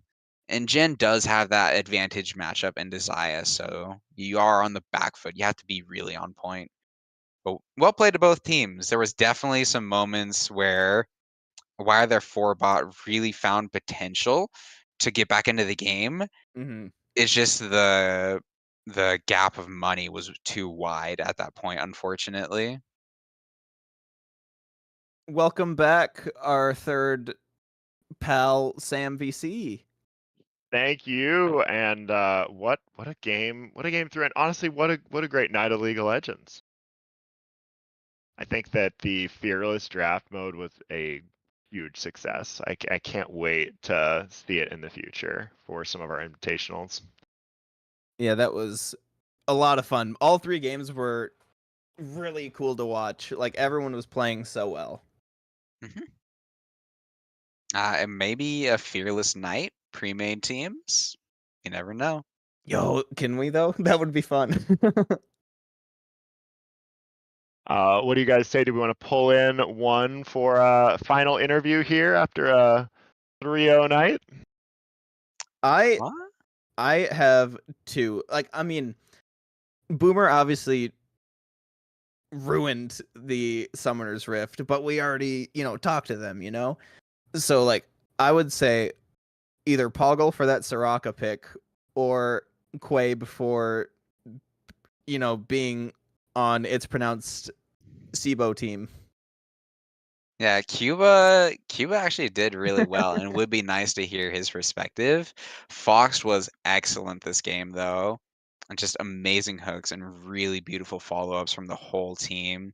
The Soraka Silence, Victor W, just really able to capitalize on every single pick Fox got. All right, I have. How about both? How I about spun both? the wheel, and we're gonna go ahead and open up. Hello, Seabass. How's it going? How do you feel after you're on the broadcast? How does it feel after winning this series and taking that last game?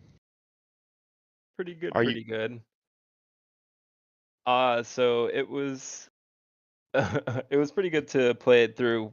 One of the things we said was if we'd pick Soraka, we would not allow Yorick to get through, and then just didn't ban And then that you at all. did. But thankfully Victor was able to kind of hold it down the entire time.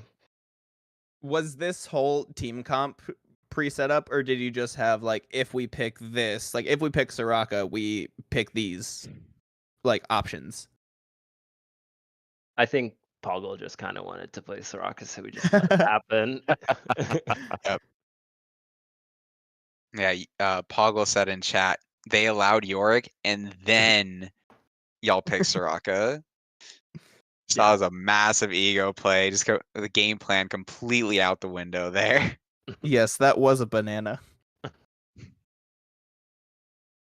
I want to know, did your team do a lot of practice together? How did that pay off for tonight's invitational? Yeah, we practiced quite a few times together over like the last week. You know, it was a little tough at times, but it helped us a lot. Kind of get the groove with each other, figure it out our Was there styles. was there anything prepared that we didn't get to see tonight? No, the one game we played where Ambessa came through, we actually almost managed to match a team comp that was super dive heavy. So that would have been nice to have done if we could have recreated that team. But they banned the Samira and took it out. Yep. Lucian was a good angle though, because he does still have really good follow up. And anytime a champion is CC'd, his autos get stronger. So it's a really good angle from Boomer to see that champion on the table there. 0-420. Sorry, I was just reading Soraka's end game score. That's a good call out there. So deliberate. Thank you. Thank you so much for joining us, and also congratulations on the big win. But everyone wants to know kind of the answer to one final question: how is it pronounced? And they're gone. All right, good. It's So- pronounced. It's pronounced Discord leaving sound effect. tonight, we well, we never learned why there were 4 bot. And I guess we're never going to learn how it's pronounced either. But I do want to thank both of you for joining us on the broadcast. Thank you so much for lending your voices this evening. Is there any final words you'd like to share with us? Blaine, if you'd like. I do have. hold on. Let me cook.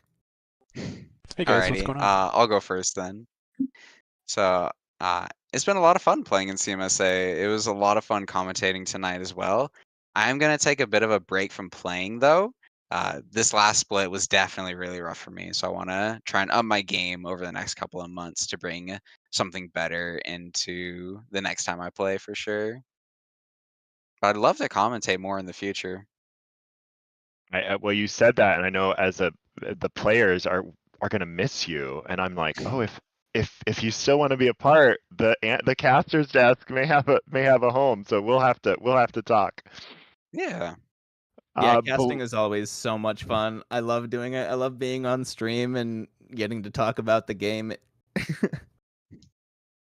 It's great. I did drag Poggle in here to tell us how it's pronounced.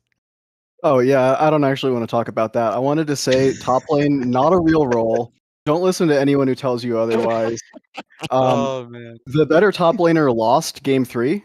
I'm gonna be straight up. But Soraka is just a broken champion. You saw that last fight where Evelyn all-in'd me.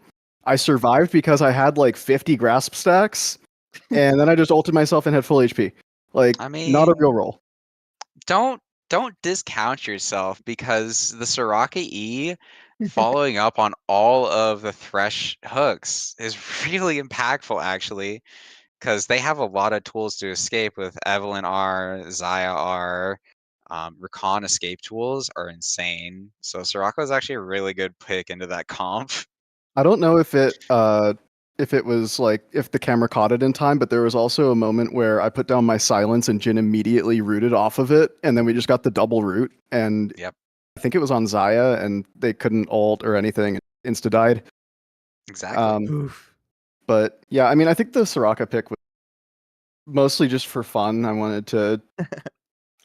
It was something that we legitimately did practice, and it was something that we, as Cabbage said, not going to, dox him and reveal the real pronunciation, of course.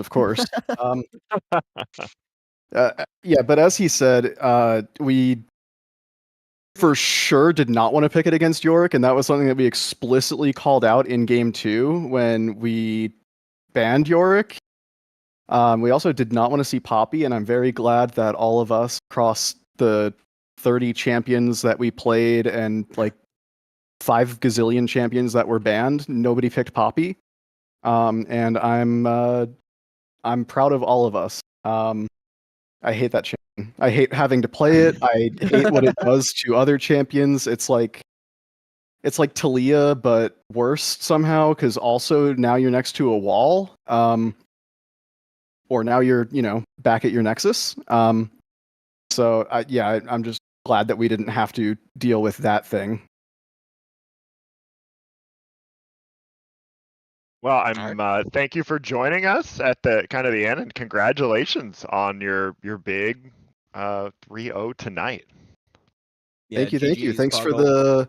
for the casting. It was super entertaining. I was a big fan of just unmuting the stream after the game was over and watching the final couple of minutes and hearing the commentary. It was super entertaining as always. And shout out to my team. Shout out to the enemy team. Shout out to Chime Gatherer's dog. Sorry, his brother's dog Goose. And shout out to all of you. Well, perfect segue here as I want to formally kind of thank everyone for watching the stream.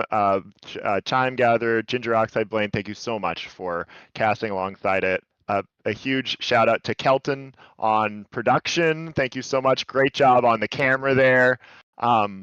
I also want to thank all the players and teams for participating tonight, and of course, all of the community that was watching this game and was a part of Season 16. We can't do this without you, so thank you, thank you, thank you. A couple quick announcements. The next League of Legends season starts up on April 22nd. The signups for that are already open, so please join us for the next season. And also mark your calendars for April 11th.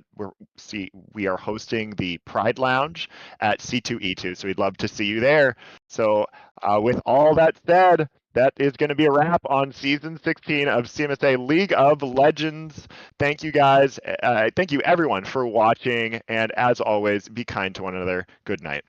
GG's, everyone. Bye-bye. Later.